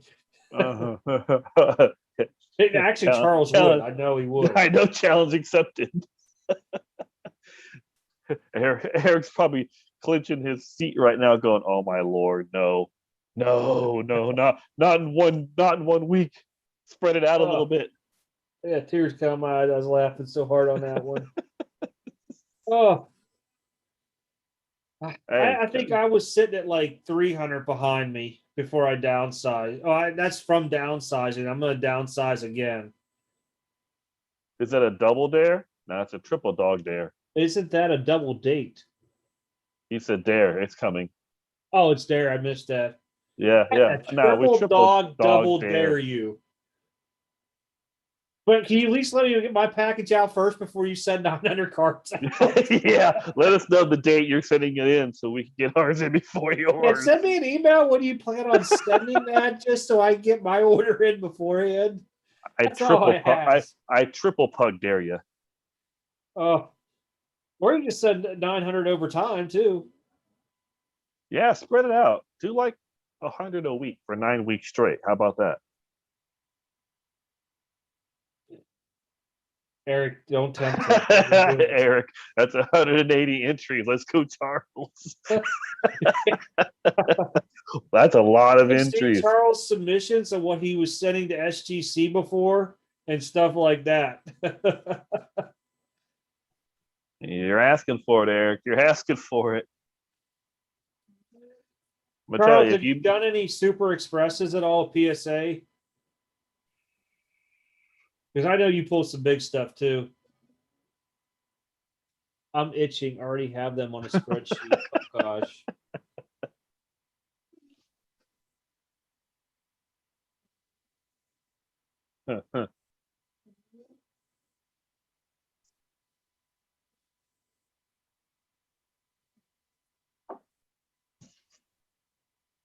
No supers yet. Yeah, mine took about a week from the time I mailed it to got it back. It was like 8 calendar days, which wasn't bad. no comment.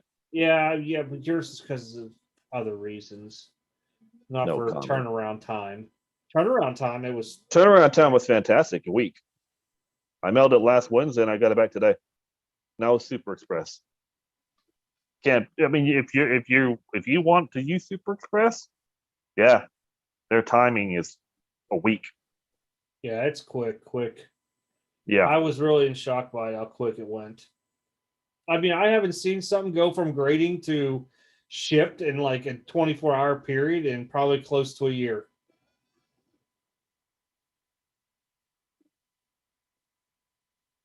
To a triple dog dare, gentlemen. Yeah, we went from a dare to a double to a triple.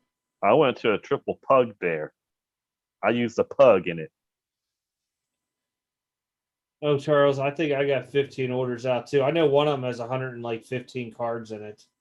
That last one we did, yeah, yeah, we But kind of. John, yeah, I think it's like 14 or 15 orders sitting at PSA still right now.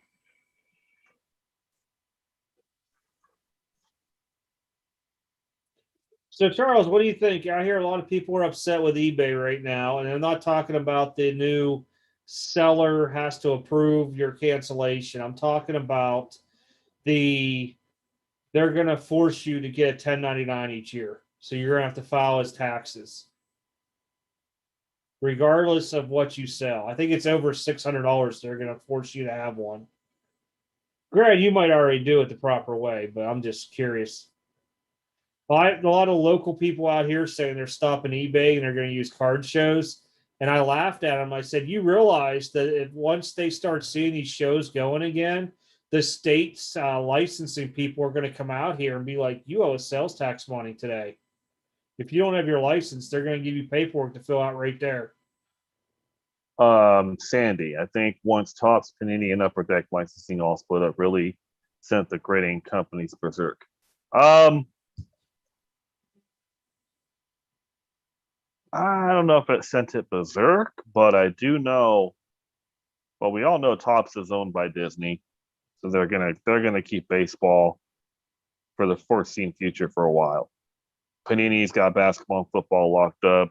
Upper Deck still has hockey. I know they're bringing back golf.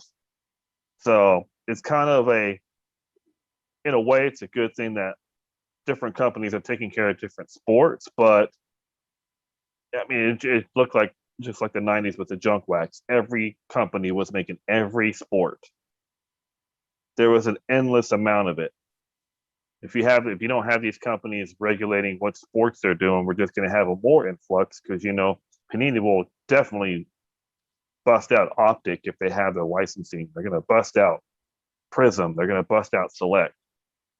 Topps will do something. Upper Deck will do something. It would be more. I think it would be worse if they all able to do the same sports.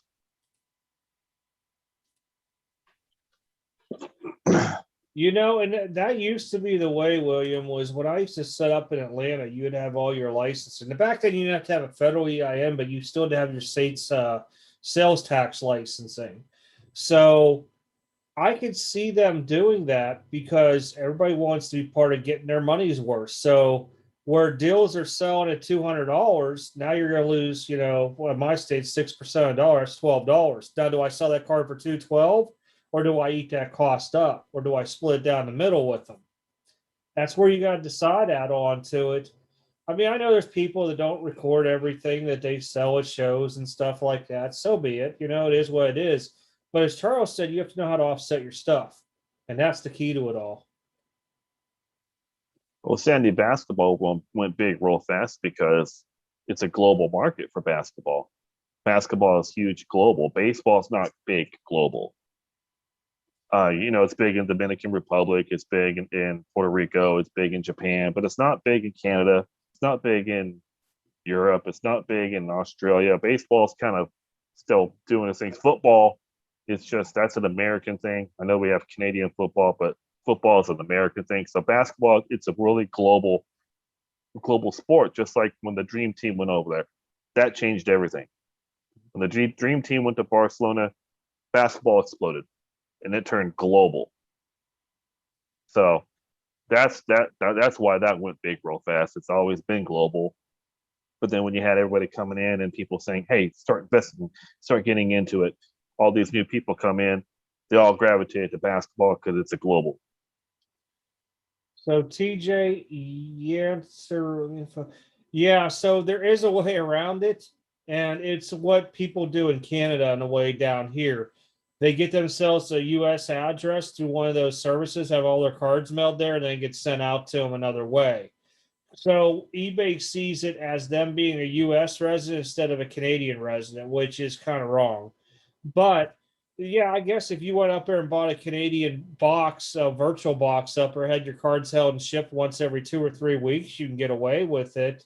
Or shipping wise too, because it's going to show you as your shipping address being Canada, I guess. I mean, unless they ask you for your social security number or something like that that pinpoints you here, I'm sure there's going to be a way around it. But for everything that you sell, you've bought into the market too with, and you take that in consideration because that's basically product inventory bought. Let's just call it inventory bought versus inventory sold.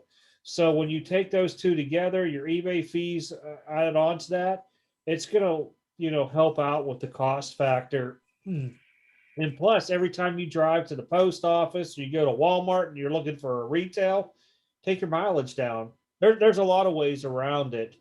And the Fed's busting. Yeah, okay. So it is $600 is the starting point to report. I knew it was something like 600 onto it.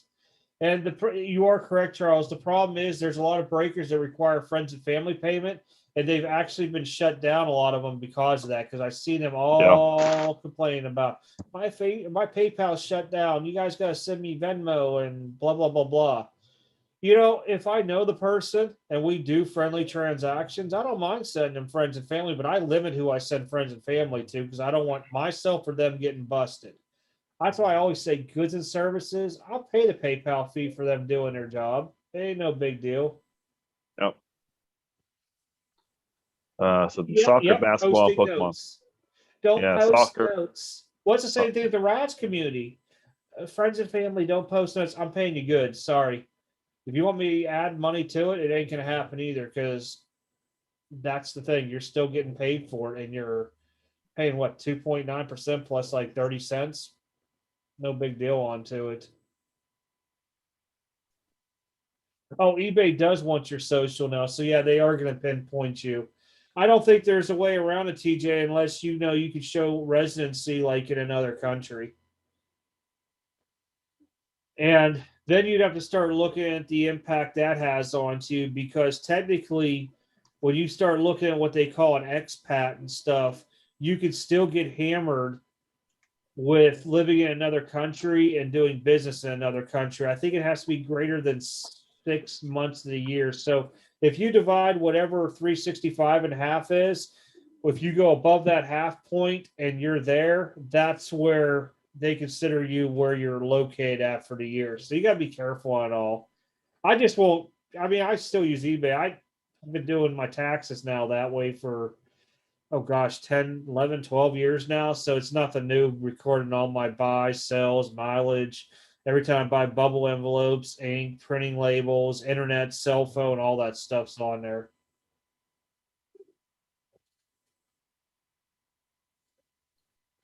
Yeah, just with it all, just think about it. You use your cell phone, you go on eBay, you probably watch YouTube videos. So you can either claim your whole cell phone or part of it. I claim 90% because most of that's what I'm doing. Um, You could claim your internet because you use your internet, use a percentage of it. You could claim, gosh, I'm trying to think, postage, mileage, all that stuff. Me driving to card shows, that's mileage Supplies. that I get to claim. Supplies. Any supplies you buy, top loaders, ink for your printer if you use ink, paper, labels, envelopes, you name it. If it's towards baseball cards or sports cards in general, you could use it as a write off. If you had to go buy a new computer and that computer is basically designed for, that's a write off. So all of a sudden now, say you sold $1,000, but you buy a new computer with it, you're pretty much not going to pay taxes on that.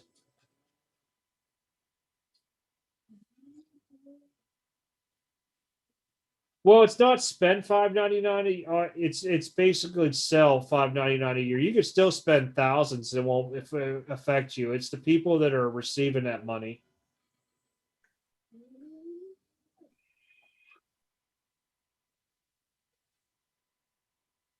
Oh, I bet you they are 100%. And I have an IRS certification where I do taxes, okay, on the side, but I don't do them for everybody anymore. I've like limited my clientele down big time. So I can tell you now from talking and doing these seminars, they're going to get people next year. They're going to get them next year and the year after that. 2 years, watch, you're going to see a lot of people go down because of it. I do not use an LLC, Ken Macro. I am a sole proprietor because I don't have employees working for me under W-2. And if I did, I'd 1099 them. Now, I could change to an LLC if I actually had like a ton of employees and stuff. Yeah, you can use the square footage in your house off too, the electric, water, all that stuff if you really want to get down to the nitty gritty. What's up, Goody?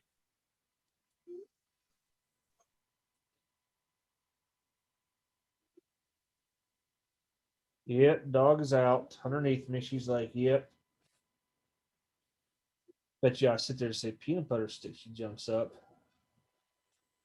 Nope. Buddy, you're a little bit loud even for me under here. Want to go on camera? Yeah, okay. Yeah, he's talked about opening a hobby shop, TJ. It's just to me, it's opening a hobby shop right now is kind of risky right now. Here's the thing, It's, TJ. If I was, I would not go out and rent a space, and I would not buy a space. If I bought, I was telling a few people know this story. So before I bought where I live at now, I looked at a place and it was dual zoned, and they had like this carpet store that was there on the property. And I almost bought it and I should have, because then I wouldn't have to pay any extra monies out for rent and all that other stuff. But when you're talking rent and all that other expenses, I wouldn't do it. I've had people wanting to go in to buy these small office spaces and stuff outright and rent them. I'm like, no, because now I have to spend or sell more product to cover that piece. Why would I do? I'm out of my home and I can set up the shows.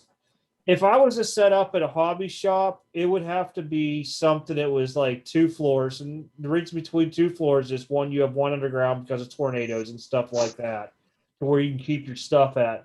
Top floor would be for sales, and then I would have as you walk in, it would be split to a card shop to the left and an open room onto the right, to where you can do trade nights, maybe host small shows in that area to let people come in on weekends and set up, whatever it may be. I wouldn't even charge people to come and set up. Maybe $5 just so I can have if they want a table, it's there. But first come, first serve, and then type deal. Or if you were there last month, you definitely get a table next month. But there's a lot of ideas that would float out there, but I'm just not down to spending $5,000-6,000 to rent a space out that I'd have to make that money up.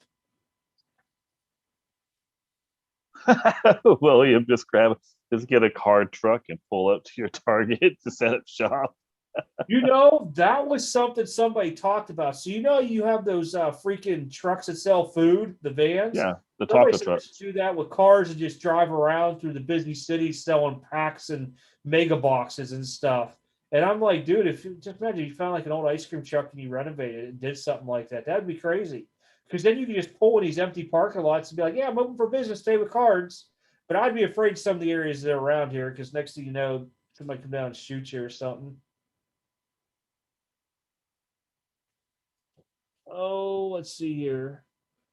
I'd be afraid someone would pull a gun on me. Derby, it is. An online store is much cheaper. I think I pay with all my extras like 60, $70 a month on my online store. Much easier, much simpler. I reach a large amount of people, because the thing is, if I'd open a card shop up now, I'm gonna have to hire employees, which I have to pay. And then I'm gonna have to have people, selling for me on the internet nonstop listings. So there would be a lot to it. Have to have distribution. And you would have to have a distribution where you're getting allocation to ahead of time. Otherwise, you're going to have to dump like $250,000 in product within like the first couple months just to start getting stuff. Where do you honestly see PSA open, regular service all back?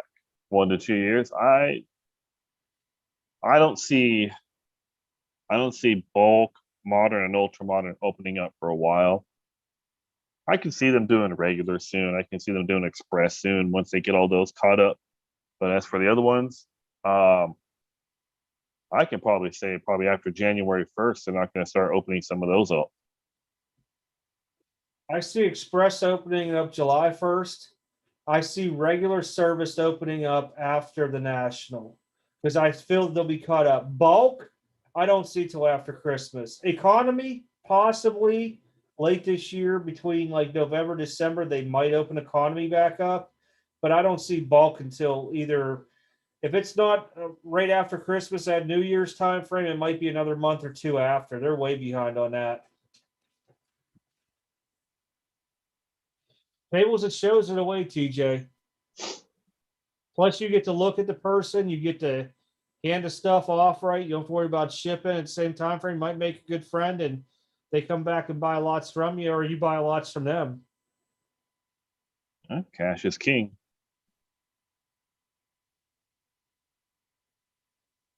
That's not bad, Charles, if you can consign at those shops like that.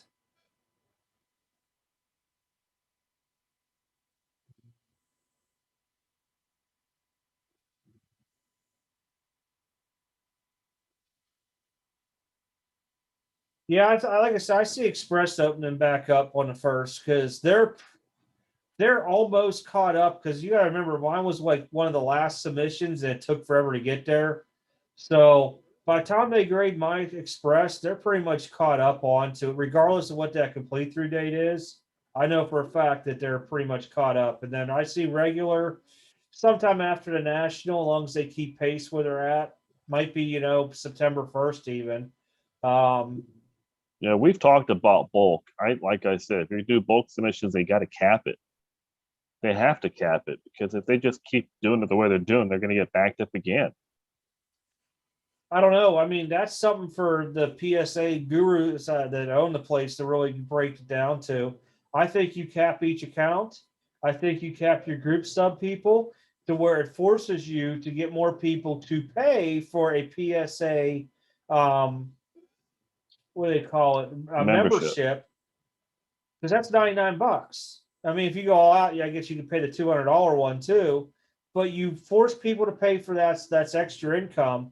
And then you take a look at that after your yearly sales for 1 year and decide, well, we might need to bump up prices. Well, we had memberships increase, so we don't need to bump prices. Or maybe you could do a couple more quarterly specials for us too.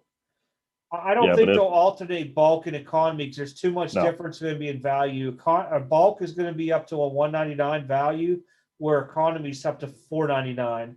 And I think that there's going to be your big difference why they won't alternate it. but if they don't cap it, they're just going to get backlogged like they did last time. Just people are going to send an influx of influx. You got to cap it at a certain amount per month or per quarter or whatever. You got to cap it to make sure you hit the demand. And Charles, I agree too. I think a lot of people are not going to be grading stupid anymore because of the mass production of a lot of good products. So you're still gonna have people who are like, oh my gosh, PSA opened up. I gotta go get all my Herberts and Burrows and Hertz is in there. Okay, but by you, there's a lot of people that won't because you're gonna have to wait a long time. And to be honest, if you have that stuff right now, not to pump Eric up with GMG anymore, but I would send to him and be on the first of the market to sell them now, so you can get rid of the cards and get some value out of them before the market gets flooded with 10,000 graded Herberts, Burrows, and Hertz and Tuas. If you can get first in line and get that stuff graded now with some other company other than PSA, it's the smartest thing to do because you're going to get a higher flip rate now than you would once this stuff becomes overpopulated out there. But that's when PSA is just going to raise their prices ridiculously, so you don't get those kind of cards with them. They're going to be like, well, we're going to put our prices up to $50 a card. If you're Well, going to even spend at bulk, what was bulk regulars 25 a card now, right? For ultra modern. yep, Okay, so here's my thing. If a Herbert concourse is selling for $10 raw, are you gonna pay $25 to grade it with the hopes of it maybe being a 9 coming back? No, I wouldn't. I wouldn't at all. I would now, would I send that off to another company where I'm gonna pay 15 to $20?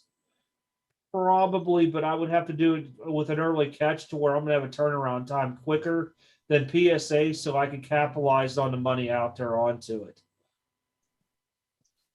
I just think they're going to keep their prices higher. So instead of you sending base to PSA, you'll send the base to other places, SGC, GMG, uh, whatever company you choose. I just think the days of sending just normal base cards to PSA is probably over.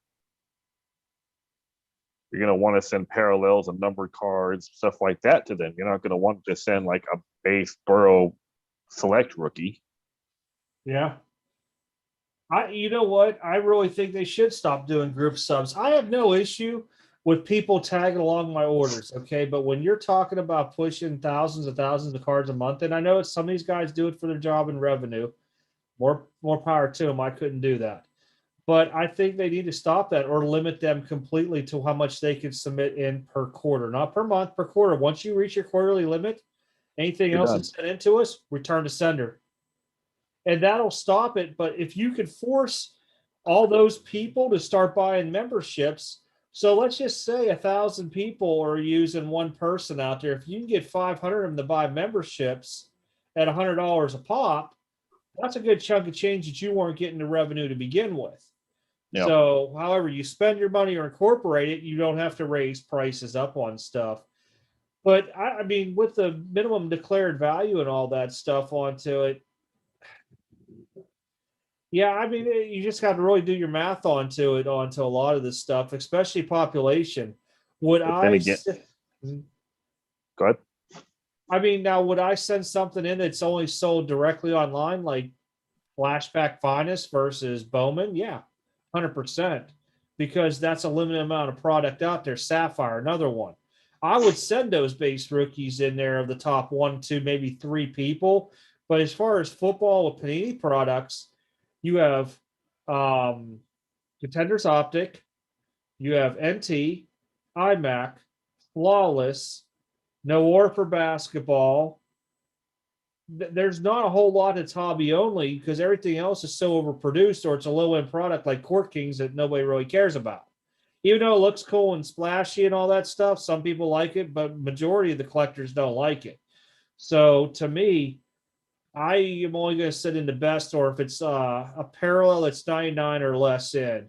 Now, granted, if I got silver prisms in and I know I can get them graded quick and flip quick, yeah, I would do that at the top, couple rookies. But I'm being very careful compared to what I set in. And you guys will start seeing, like, after all these bulk submissions we set in or values come back in, like right now, I'm being very, very, very selective on my grading.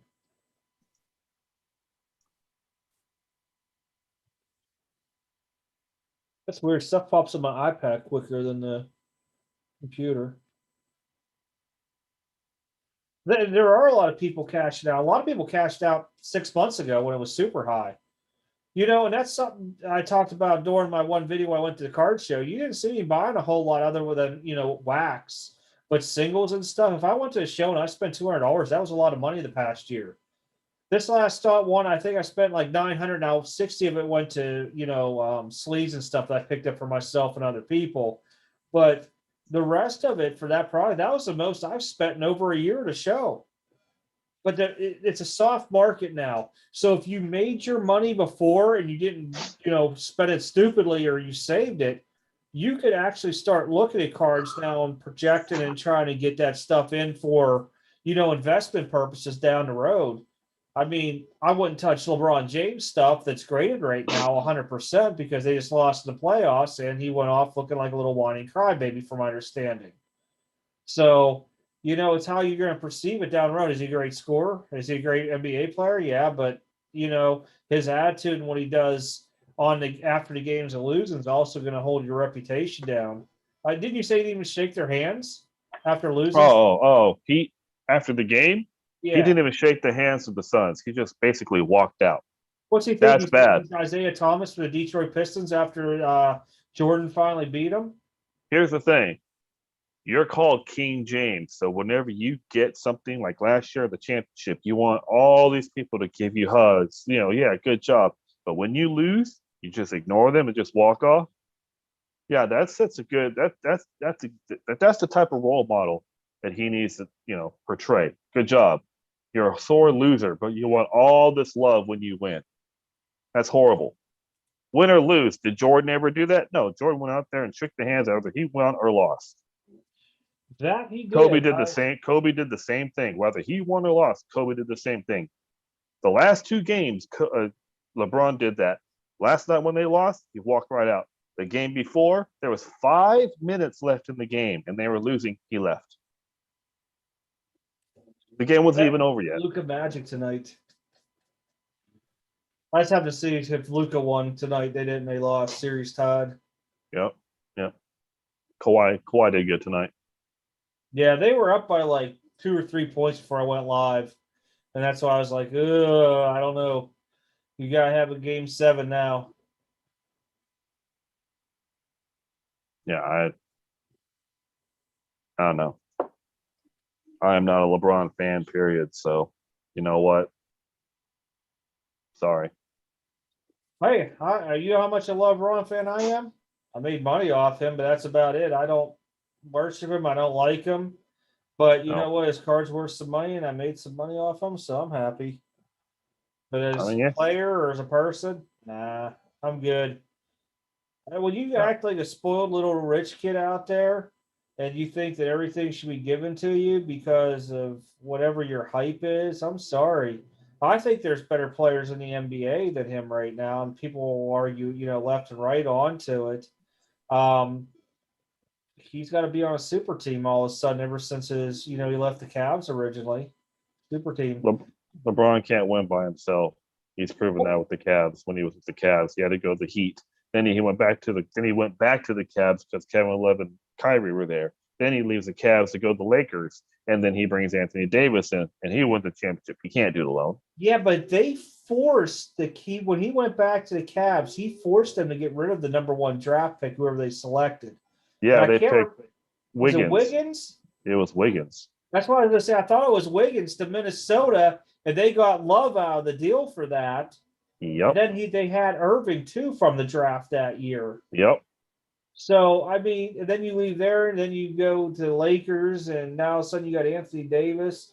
Well, when you guys take all that money, you don't have much left to pay the rest of the people. No. Look at No. Jordan when he came back to the Bulls for those 3 seasons. His last 2 years, he took a veteran minimum. It was like $1 million. And then when he played for the Washington, Wizards. The Wizards, Wizards. he only took the $1 million. He donated that whole money because he said, "I don't take money elsewhere. I don't need it. I just want to play basketball." Yeah. That's a Yeah. man to idolize with both talent and how he did the game, because he knew, if you pay me a ton of money, it don't matter because I don't need it. Give me some supporting cast out of it. Well, that was a different time because it was the free agency market wasn't like it was now. No super contracts, no max contracts. Everyone wanted to play with who they played with. There was still guys going to new teams, but it wasn't that bad. Look at Kobe. Kobe, he won with or without Shaq. He always had good players, but Kobe always he never did anything LeBron did. Charles, yeah, I mean, I'm just looking at what he wrote there because it makes sense. We're all guilty of it because you know what? We've seen those Kobe's and everything else go out there, and you've seen the value into them. So we're like, man, I got like 10 of them back here. I'm going to mail them in to be great and make a fortune. Everybody did it. It's all because they got hyped. Jordan is okay, not as a person, but as an No. NBA player, he was a good role model. I'm not saying going out there as personal life being a gambler and No. all that stuff. I'm talking about as playing the game of basketball. And that's solely it. If you look at the mentality where he didn't take the big pay cuts and that money was used elsewhere, that's actually a great thing onto it. Now, outside, no. I mean, no. I'll give him a lot of credit because smoking the cigars and all that stuff like that. People going up for autographs, he would still give him a little heckle and stuff. I don't like that, but as a role model, as a professional basketball player, I think he did well as that. I mean, if you listen to him speak after the games and stuff like that, he really did. Sometimes he came off a little bit arrogant, but you never really see it until they start interviewing him after he retired. He's like, "Oh yeah, he did that. I went after him. I took it personal." And I like that because now you get to see that emotion you didn't see on the court and stuff, that other side of him.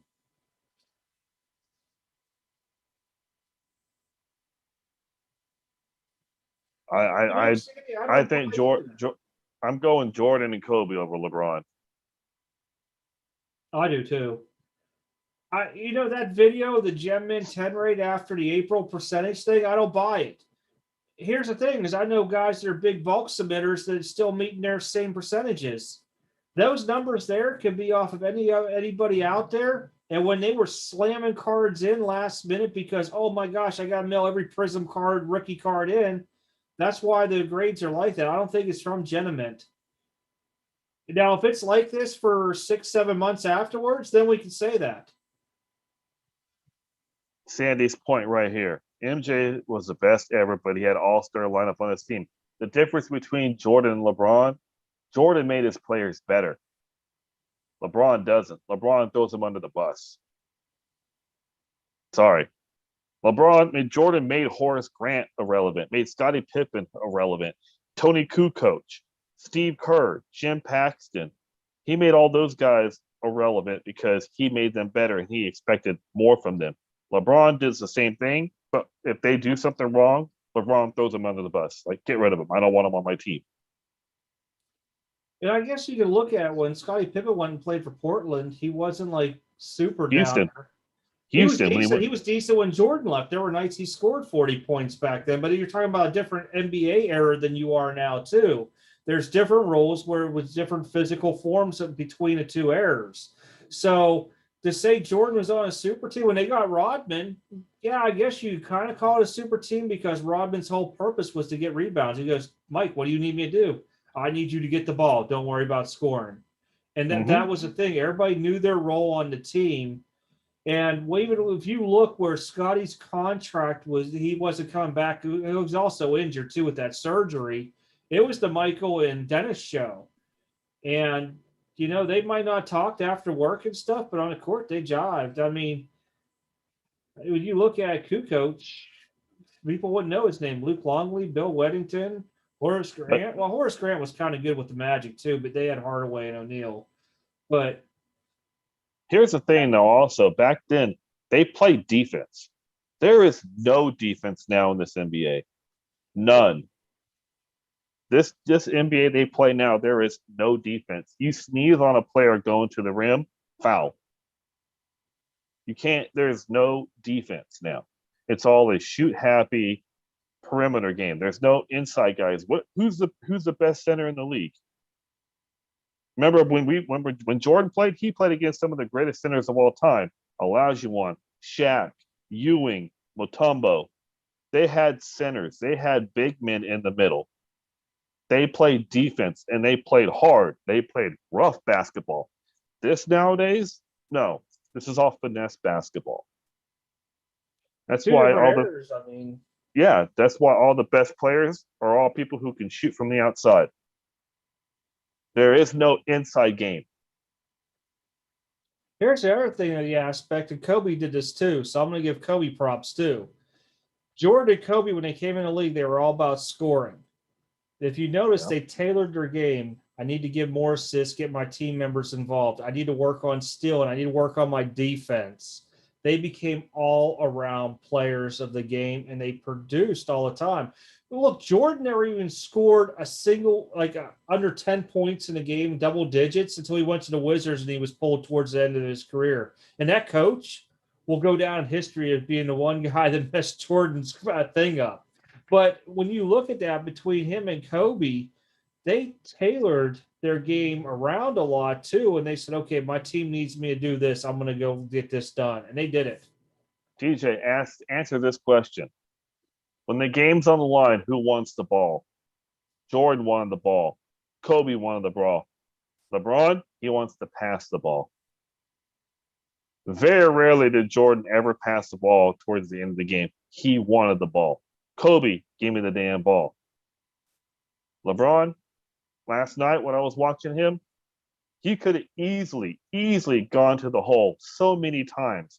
But instead, he's too busy worrying about passing. What did Jordan face? That's easy. Jordan faced the Detroit Pistons the old days. You can't get away with that stuff now. Nope. I mean, if you really look at it, Malone and Stockton had a great team back then. The Sonics had a great team. You didn't have these stacked teams back then. You had a good player and you had somebody that went along with them talent-wise, maybe a mediocre third member on the team. I mean, the Rockets had Olajuwon and Robert Horry and Clyde Drexler one year. The Suns had Charles Barkley, Kevin Johnson, Dan Marley. The Knicks had Patrick Ewing, Allen Houston, John Starks. Penny Hardaway, Anderson, and Shaq. Well, it was Shaq, Anderson, Penny Hardaway, and there was another guy. Dennis Scott.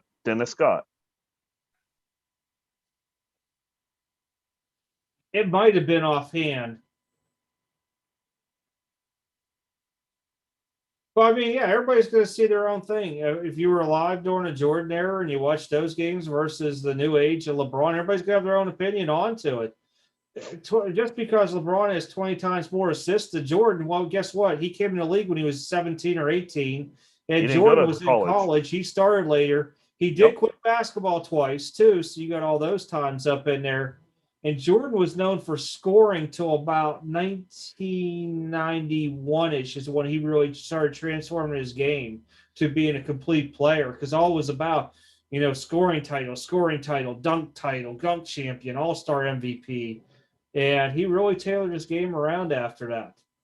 And that's all the league was back then, was all about scoring. Nobody really cared about assists and rebounds.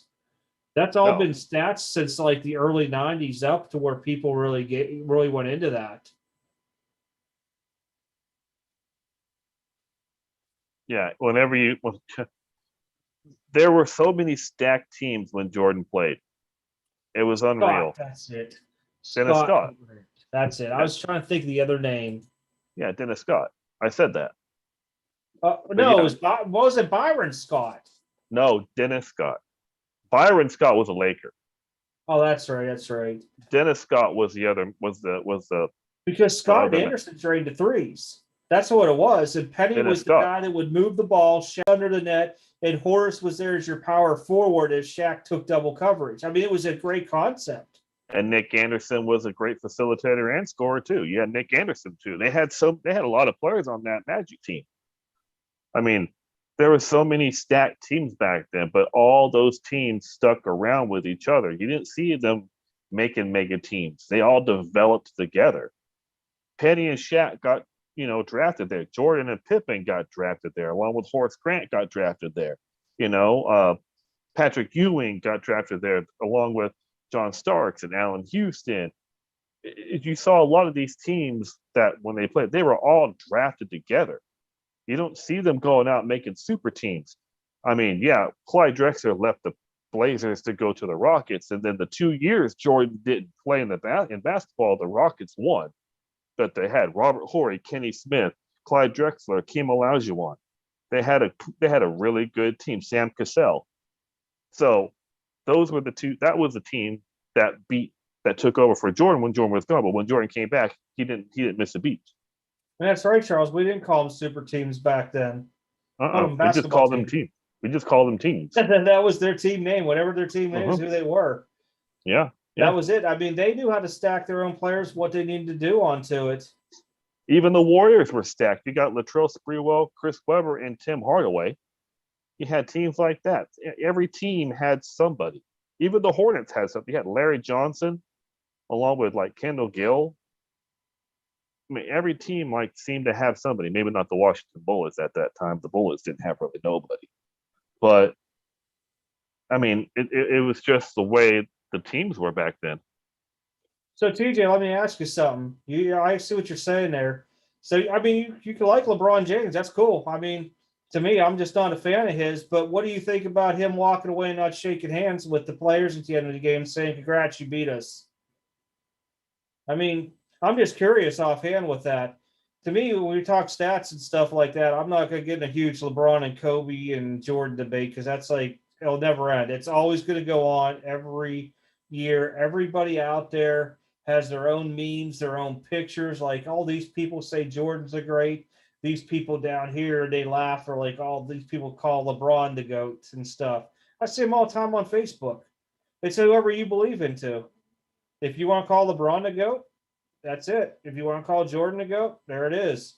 Is it championships? Is it how many times you win finals matchups that counts? I mean, I don't know. Is it MVPs, scoring dunk titles? I don't know. It just, it seems like LeBron just he's still he's not acting mature. When you're on the court, it's a game. You're getting paid millions of dollars to play a kid's game. You lost. Get over it. Go shake the hands of the people who you lost to. That's called sportsmanship. And aloha. You got to have sportsmanship. I mean, him doing that 2 nights in a row, that just shows that he's still immature about it, and he's a really sore loser. And Michael Jordan, he was the world's worst loser. He hated losing. Oh, he's a big But trash talker too. he was, but he still had the respect for the other team to still go over there and shake their hands and say congrats or Well, I mean, good game. so did Kobe Bryant. So did Shaq back in the days and everything. You Yep. know, there's so much debate onto it that, Jordan, put his Bulls series out over LeBron's championship run to take the fame away from it and stuff. It is now LeBron doing the Pistons to Jordan thing just to get more hype and more talked about, just become more relevant and stuff. People, that's the thing with social media. If we didn't have internet and social media right now, you wouldn't be reading or even thinking that. No. Think about it. If you go back into like the 90s, we didn't have that stuff. It was just you talking with a bunch of buddies or sitting on a freaking wireless phone that you used to carry around your house talking. There wouldn't be all this gossip and chatter and memes and all that stuff out there. It's two different eras, way too big onto it all.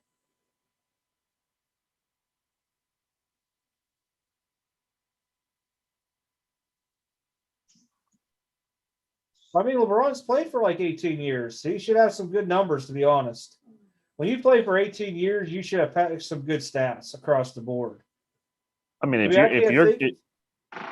if you're going like all time, who's the GOAT? If you're going by championships, then it's Bill Russell. I think he's got what? I mean, how many does Bill Russell have? If you're going off championships, 7, 8. yeah, then you would call him the GOAT because he has the most championships. But you don't. He's not in that discussion. You got to think, Michael Jordan transcended the game. He changed the game. Like I said, that team of Barcelona, that was the ultimate. That was the dream team. But guess what? Michael Jordan was the biggest player in the world. He made basketball global. And this is a question I get asked a lot because I just seen Magnus say this. It's two different eras out there. Do I think LeBron would have made it during Jordan's era? Probably not.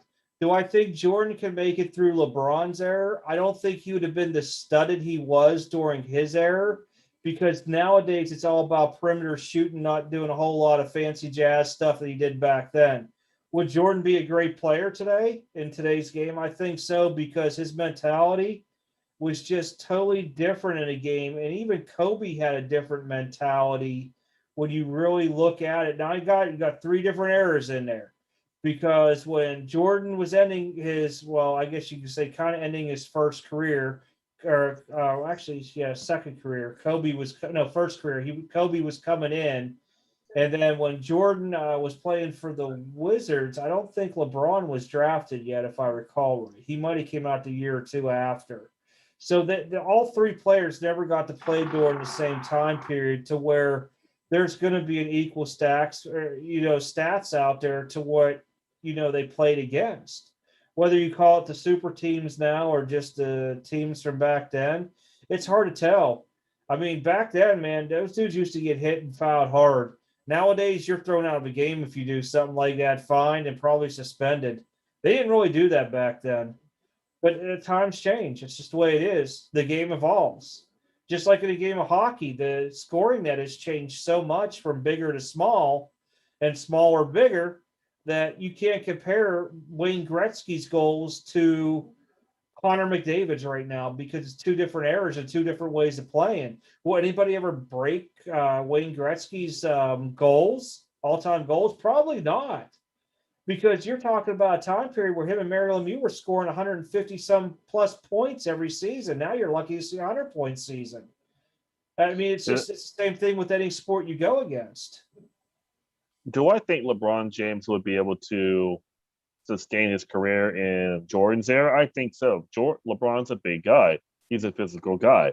But the problem is he would have to use that physicality. Jordan would be able to be good in LeBron's era because Jordan's game, he was a tough guy, but he was more finesse. He could do everything. He could score, rebound, assist. He could do everything that needed to be done. Kobe did it through both eras. He did it towards the end of Jordan's era, but he also did it towards the middle of in the beginning of LeBron's. So Kobe kind of did the best of both worlds in my aspect, because I honestly think Kobe did it through both eras. He got the hard era with Jordan, but he also got the softer era towards the end with LeBron. The NBA started getting softer towards Jordan's second three-peat. There were still fouls, but it wasn't like it was in the late 80s. If anybody played in the late 80s or maybe even the first or second 90s year of basketball, that stuff was some rough stuff. Dudes used to do just flat out fouls to knock dudes down, and guys are getting hurt all the time and stuff. There was an old conversation that went out that during the second three-peat of the Bulls, where if you remember, Jordan got fouled very hard. I think it was beginning of the season or something like that. And they thought he tore his whole knee out, was going to miss the season. It literally the Bulls would have had a chance to not, have a great record that year, win a championship. But based off of predictions, they would have been open to actually drafting Kobe Bryant on the team because of where they would have fell in the draft because of their record. Somebody did the thing up with it. If that knee injury would have knocked him out the full year, because we already seen what a year it was without Jordan, with Pippen running the squad by himself. Granted, you had Rodman, but it wasn't enough to where one player in that team was going to be good enough to take double coverage a good chunk of the game. That would have been something really interesting to see, that if Jordan would have came back and he would have had Kobe on a team, just a difference, something like that would have been, because Kobe was the first to come out there and say that Jordan was a great mentor to him, which I was surprised by, to be honest. And, stuff like that there is different. Now, you're saying LeBron started the super teams? No, he didn't. No. That was the first time it's called a super team, though. The first time they ever used the word super team was Bosch, Wade, and yeah, but I can think of a super team that had won a championship a couple years prior, should have been called a super team, when the Celtics had Ray Allen, Paul Pierce, and Kevin Garnett. Correct.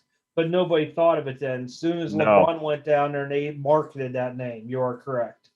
Yeah, but he made a big thing, the decision and all that stuff like that. So in a way, he kind of made it, I don't know, it made it more ridiculous than what it needed to be. Because Paul Pierce was already on the Celtics, so they brought in Ray Allen and they brought in Kevin Garnett, which, granted, both of them were on the lower end on their careers. From which Wade, he was kind of towards the first quarter, maybe half of his career. Chris Bosh and LeBron, they were all the same age when they joined the Heat, because they were all the same. They were all the same draft class, I think. I think Will Chamberlain would be probably would have been one, like Charles is saying, that would have made it through a lot of the years. That dude was bad. Very bad guy. Not like bad as in horrible, but he was a great player. And I think he would be mentioned in greats of all time. But people from that era are not alive to make that debate, really. There's no highlight reels that are going on all the time. Will Chamberlain didn't have the Nike Air Wilts or whatever you want to call them out there. And the marketing does do a lot of influx to people to make them think that, it's the greatest thing since sliced bread. Look at Greg Odom back in the day. Everybody hyped him up. Where's he at now?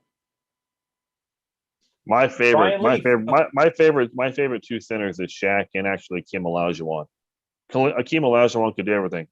He could pass, he could block, he could rebound. He actually was a great perimeter shooter as a big man and very agile. I loved Akeem Olajuwon. The guy could do it all. I think Dirk reinvented the word for big man as a center, because when he came in, he was playing forward and center. He had dual role.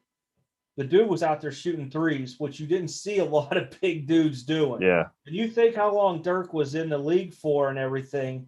And the other thing that was good about Dirk, everybody loved Dirk. You never heard anybody talk bad about Dirk Nowitzki at all out there. No matter who it was, he was just this friendly big guy in the NBA, and he never really got a whole lot of steam and momentum. He has his championship and everything like that for beating the Heat. But, Great big man. I think he reinvented part of the game, and a lot of people probably would disagree on to it. But when you look at, he was able to shoot the three, he was able to go inside, grab rebounds, grab assists, do what he needed towards the end of his career, which most people that are younger would see. They would think that, he wasn't a great player because he was only getting so many points a games, and Luka was the man on the team. I need to get off, man, because I got to get to bed. I got to be working a couple hours. All right, So, man. Yeah, I'm gonna get off too. I didn't realize Okay. it was 1 in the morning already, but yeah, appreciate you stopping in for a while. It makes chat easy. You got Yep. somebody live to talk to. Gotcha. Appreciate it, everybody. Too bad Dirk and Luca couldn't have been. Yeah, Dirk and Luca would have been freaking massive if they were closer to age. Yeah. I appreciate everybody. We'll be back next Friday. Come up with some new topics, stuff like that. Talk about on to here. Yeah. More about Hey, card chat. hockey. I'll catch you guys later. And I'll call you tomorrow, bro. All right, later. All right, bro. Bye, bye. All right, guys. Appreciate y'all stopping the stream. I'm still here. CBC logged out. You got to get some sleep. You got to be out in the field. But appreciate everybody coming in and chat tonight. Good discussions as always. Trying to hit some product up and stuff like that. Maybe I'll open a little wax next week while I'm live waiting or something like that there too. See what all there is. But I do appreciate everybody coming in for the live streams. I don't do them a whole lot anymore. We're just going to do them weekly on Fridays. I take it back. Next Friday is the card auction, so there's no overtime. We're just going to do the card auction next Friday. 9 p.m. Eastern start time, as always, for the cards. I'll do a preview video out Thursday for it. And we'll bring overtime back the following week. All right, everybody. Again, appreciate it. I'm out for the night.